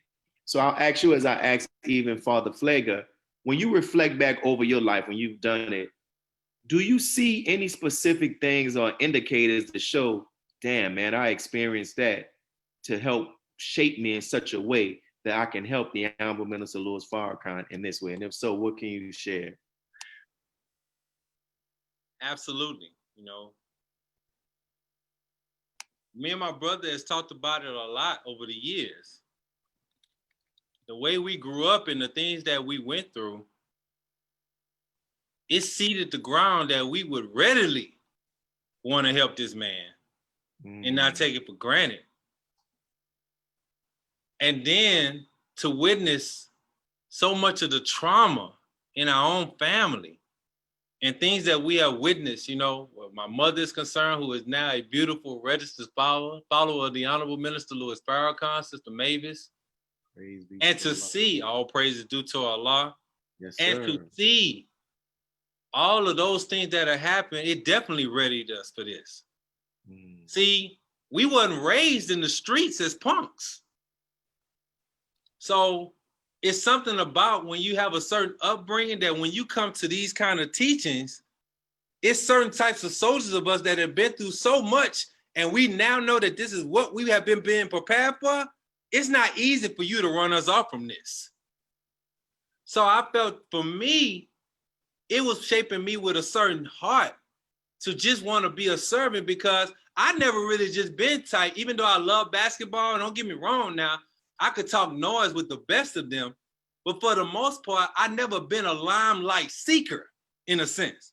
So to see myself in a position like this, behind the scenes, not looking for credit, I don't post everything I do, all that type of stuff.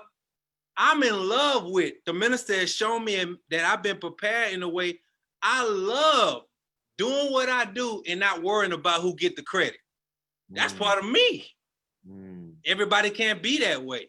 I love it. I love the discipline of just getting my reports in on time to him, and nobody knows what I'm sending to him unless he shares it. So also for me, my blessed grandmother, when she was raising us for a particular period in time, you know, my grandmother was so stern, you know, on me. And she was very, very critical of me. Like the way the minister tells the stories about his mother, that if he made his bed, if it was a wrinkle in it, she would point out the wrinkle. You know, that's how my grandmother was. I used to get in trouble for making B's, Brother Willie. Wow. If I didn't make A's, my grandmother would give me a hard time. And of course, growing up, you thinking all the stuff she was doing to you, but I grew up to learn. And I shared it with her one time in a car. She may not remember, but I grew to learn that as I'm in this nation and doing the work that we're doing, I learned what she was doing for me and not to me. There's a certain standard and discipline of doing your best in everything that you do. So that's why Minister Farrakhan inspired me to say mediocrity is not in your DNA, because I was being groomed as young. You always give your best, man. Don't be slacking off, you see? And that's why some people might find it a little hard to work with me and ride with me, because pulling on the minister, he don't take excuses at all. And the minister doesn't like lateness. So that translates on me. So lastly, I would say too, I did not want to major in engineering going to college. I was peer pressured into that. Family, friends, I've just grown comfortable over the last several years just saying it straight up. I did not want to major in that. For those that may not know or may not even remember, I draw. Well, I can't really draw now. My daughter Kalima is showing me up big time. I need to pick back up my pencil and paint. But I grew up and wanted to be an international artist. But I was told, you can't make no money off that. You need to go to get a degree in engineering, make money, and let that fund it. So I went to Prairie View majoring in something that I did not want to major in at all. However, fast forward though, physics is still my favorite subject. So as I was studying engineering, my wife shared with Minister Farrakhan, this had to be, 2003. I had drew a series of drawings based upon my study of Brother Jabril's writings about the More Than a Vision experience. He wrote a series of articles and I would study them every single day. Well, he inspired me to draw step by step as best as I could to depict the minister's experience in a black and white drawing. Well, my wife was actually one of those who was serving the minister when he was in Houston. And she was inspired to share with him that I had drawn these pictures. And so she told him what she had majored in. You know, she was biochemical, major. And the minister said, well, if you go be married, sis, you got to have some kind of high level man majoring in that. So she shared with him that I majored in engineering, but she said also I had drew this series. So this is what the minister said. He spoke this into existence, Brother Willie. Wow. He told her, tell your husband that art is an avocation, but engineering is a vocation. So don't stop your engineering because that's what we need to build our nation. But avocation is something that we do to make us feel good, like his violin. But he said we don't necessarily know that we don't necessarily see that resurrecting people. So tell him keep doing his engineering. So of course at that time, man, I ain't had no engineering job. I'm teaching, so I'm feeling bad. Then I end up getting an engineering job. I was so happy. Got fired after 30 days. That's a long story, but I'm thinking he's saying I need to get an engineering job. So my wife, I went and took the pictures and gave him to Brother Sultan. Brother Sultan used to be the door person back then. I gave it to him. I said, let him know the minister know he can have them. Brother Sultan called me back the next morning when the minister was leaving. And he said, the minister said, tell the brother he's very near correct in his drawings, but tell him I want him to keep them. Now, with all that being said, about 2 years ago, matter of fact, this was during the Just Sales tour. The minister said, brother, what did you major in engineering again? I was feeling bad. I said, I majored in electrical engineering, brother minister. I really didn't get a chance to do anything with it. It's that and other. He said, oh, hell, brother. You using it big time. He said, you engineer people. And that's the best engineer you could ever be, brother. So everything that you studied, he said, now I see why your mind works the way it does. Wow. So we just never know,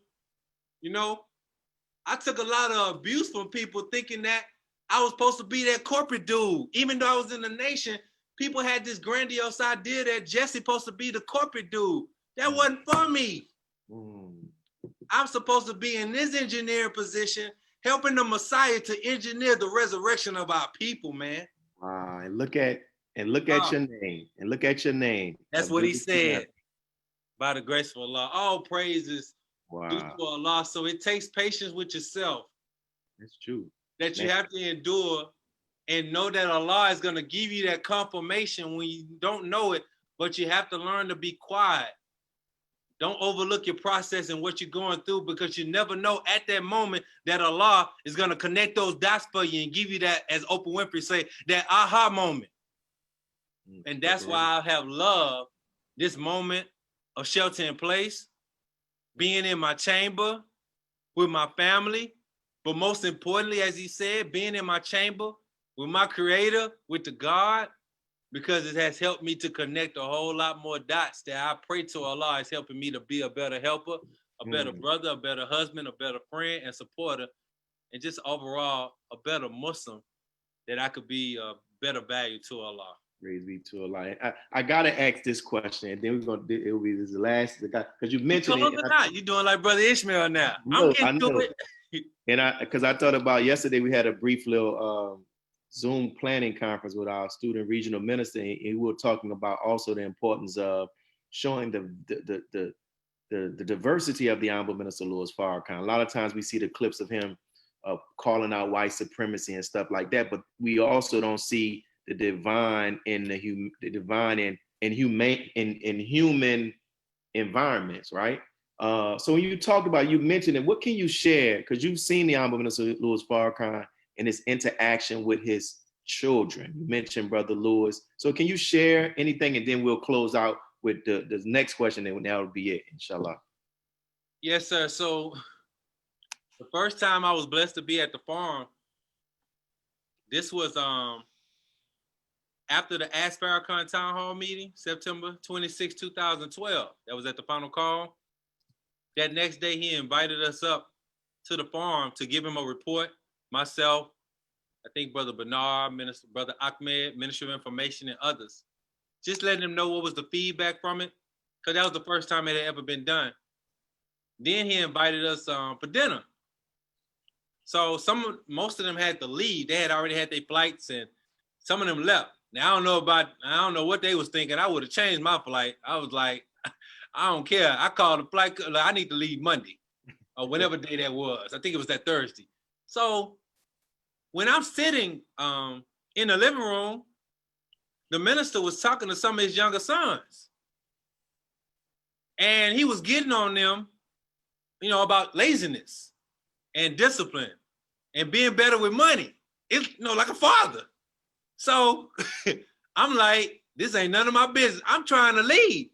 So the minister said, Brother Jesse, where you going? This my house. Sit down. Yes, sir. So he spanked me. So I'm sitting there like a son, like with them.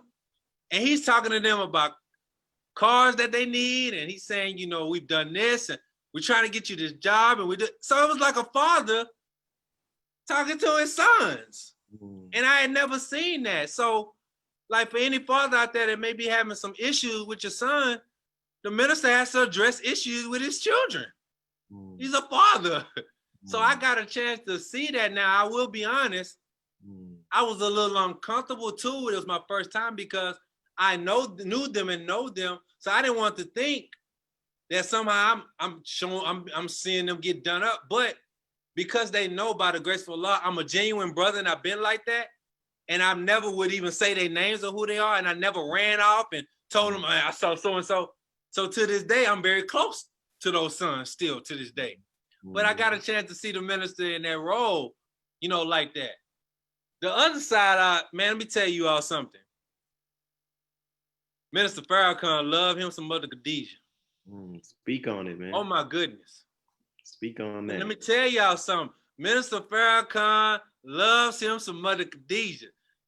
All these years they've been married, they still got the fire, Brother Willie. I'm trying to get a little bit of that light match, man. Because we sitting, I went December 2012. That was the time, those who read in the intro of volume 1, I wrote about how I was there with him one-on-one, and he answered nearly 300 questions. He invited me to dinner. Now, when I get there, I'm thinking it's going to be guests, because the minister usually always have guests at dinner. It's rarely just him, from what I had saw up to that point. Brother, I walk in the main house. It's only 2 places at the table set. And I'm thinking like, and his children, I guess that night, sometimes, the children have to say is because, and this is why we have to be grateful for all his children. They have sacrificed so long that even if the minister is not really disinviting them, it's something about that makes them always think that that seat is for somebody else, a laborer, a guest, you see?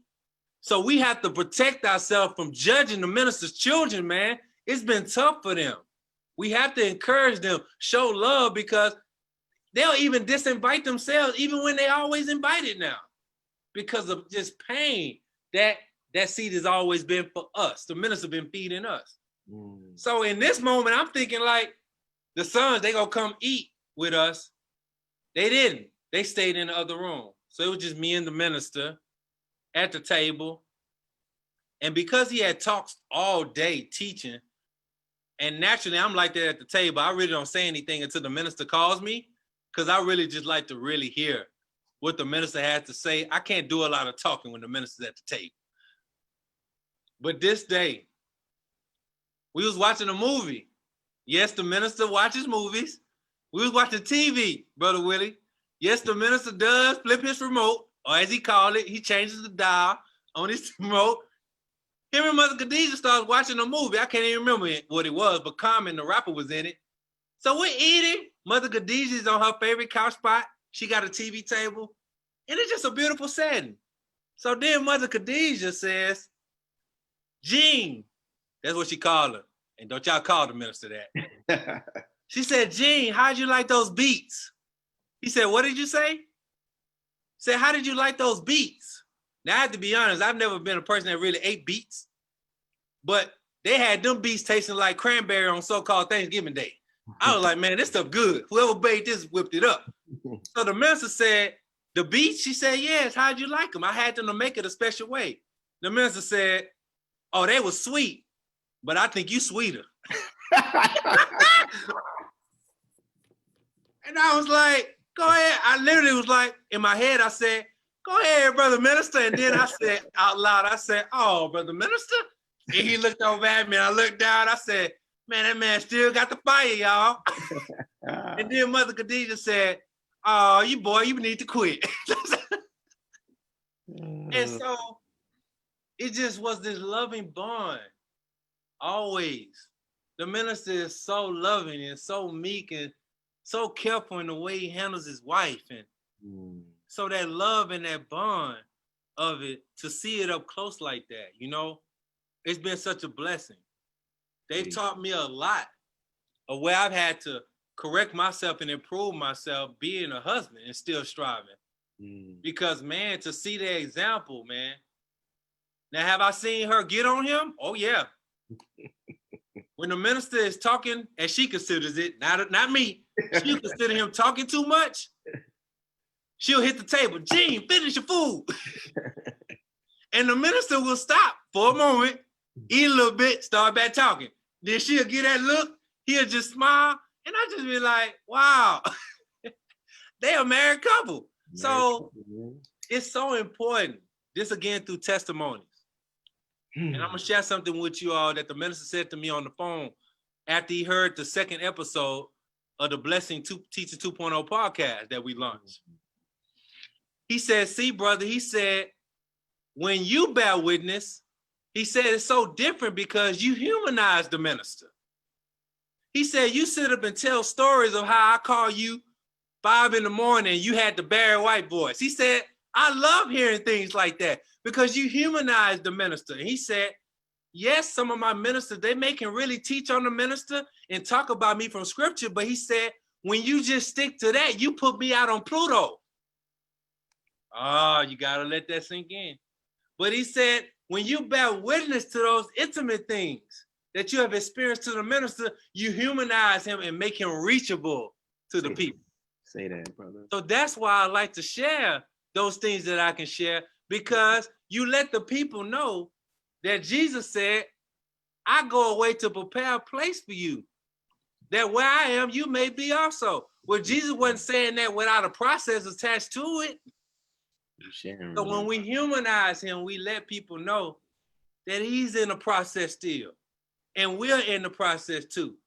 But he has prepared a place that we may be also there too, if we stick to the process. So I love sharing those stories. I can tell, man. About the minister, man. It's a joy. It's a great balance, you know, to it.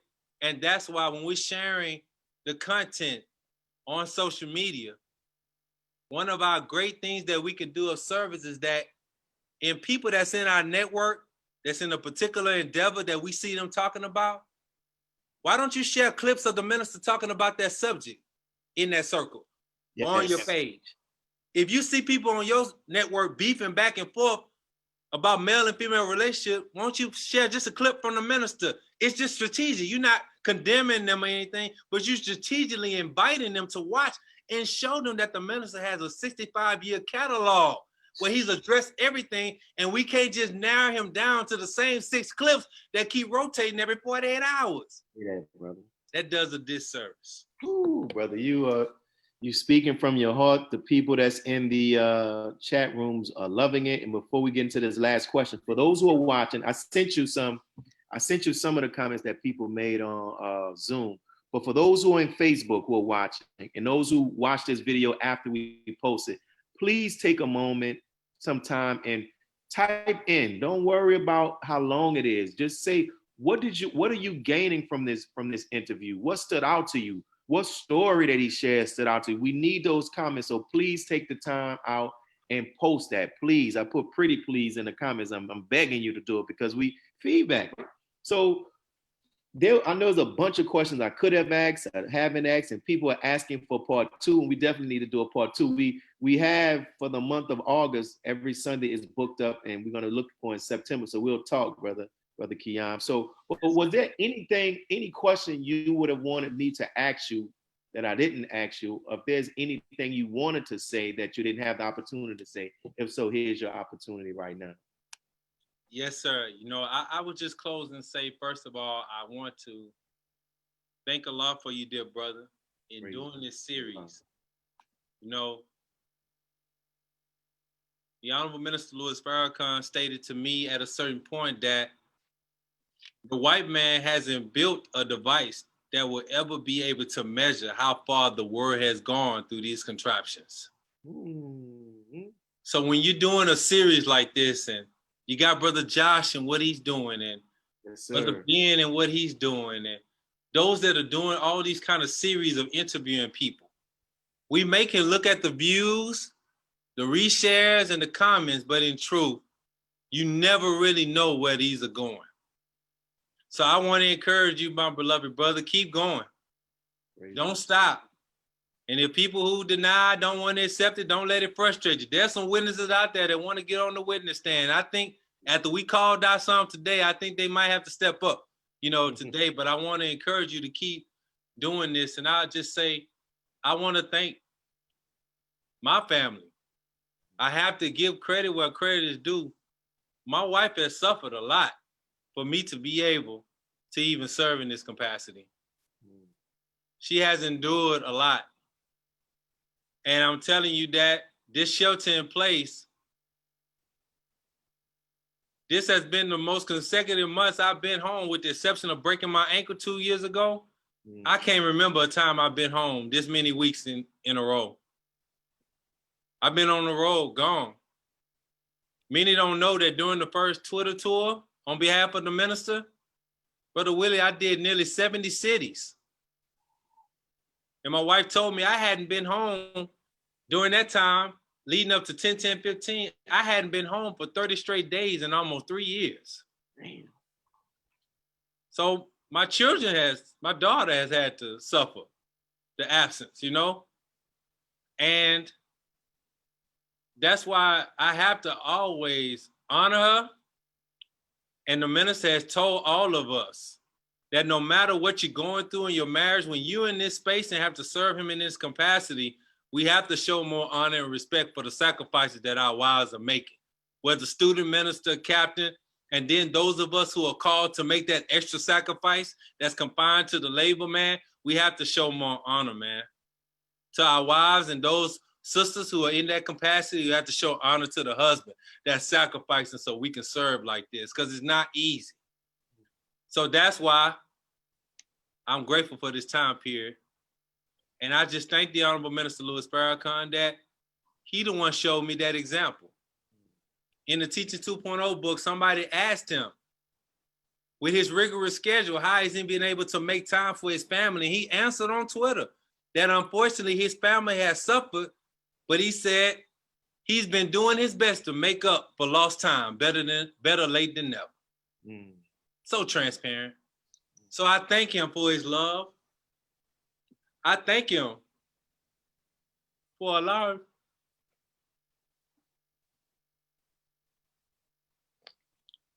for thinking enough for me to just allow me to continue to serve. And I thank him for just showing me how to be better, how to strive, how to serve, how to love our people, how to take plenty, how to endure abuse.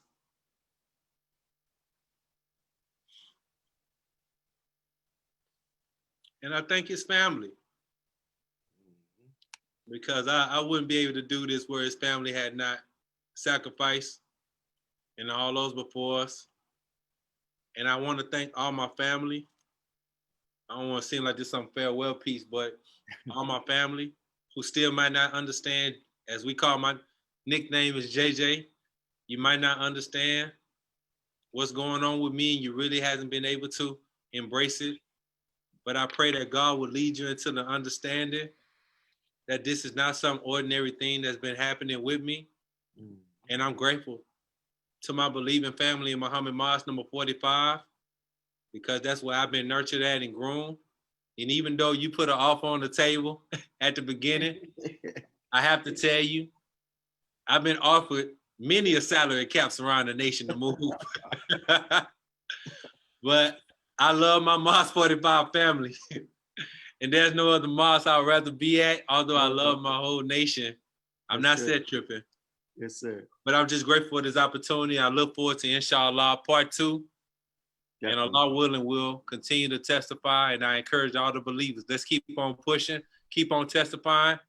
And may Allah bless us all to come into our purpose and to know that in some form or fashion, we're all born to help the messianic figure that's in our midst. Yes, sir. And thank you, brother. It was so heartfelt, man. And it really be a struggle for me not to keep going long, because I can just listen to so much because it's a part of history. But inshallah, maybe when we, I always try to do some stuff that's different. Maybe when we do the next one, we can think about some specific themes and see what that brings up out of you. And thank you, brother Qiyam, man. The presence of the Honorable Minister Louis Farrakhan is all over you, my brother, and it's evident. And I'm thankful for your mother and your parents and all of those who have shaped you to help the Honorable Minister Louis Farrakhan. And I'm thankful for the smiles that you put on the Honorable Minister Louis Farrakhan's face, and how you know, brother, we talk about how the minister is various people in the scripture. And I will read about Peter and Paul, about them being in prison, and about how they were in a physical prison, and they were some angel or whatever came and got them out. And I was like, man, I wonder what that means as it relates to what we're a part of. But with the work that you are doing with this social media, I said, that is it. And when I read the minister's words to the president, where he was saying he was in a prison, man, Allah has used you, my brother, to help free the Honorable Minister Louis Farrakhan. And if you listen to that interview that Nick Cannon did with that rabbi, that's what they were upset that now his words are in this social media because they can't stop it, brother. So thank you. And for those who are watching, and if you got any closing words, you definitely can share. For those who are watching, please leave some comments. For those who are going to watch this later on, if you're watching it, please leave some comment. What did you gain from this? How did it inspire you? You have anything else you want to say, Brother Qiyam? Man, that's it, beloved, because if I get started again, we'll be here for another half hour. I know it. I'll just share this screen. Let everybody know what our next, inshallah, our next one. This is our brother, powerful brother as well. Inshallah, on next Sunday, we're going to have our brother Abdul Qiyam Muhammad. So please make sure that you are here. Please make sure that you're inviting other people on, because you don't know how these testimonies will touch people. And as our brother quoted that scripture, it says that the dragon was defeated by the blood of the lamb and the power of their testimony. So thank you, brother Qiyam. I'm gonna call you because you dropped something that was so heavy. I already sent the text to the regional minister. He down for it, but I'm gonna text you. But we got to talk for something, an initiative. So thank you, man. Love you. Give your family the greetings, and thank everybody who are on Facebook and those who are on Zoom. May Allah continue to bless each and every one of you all. Assalamu alaikum. Wa alaikum salam.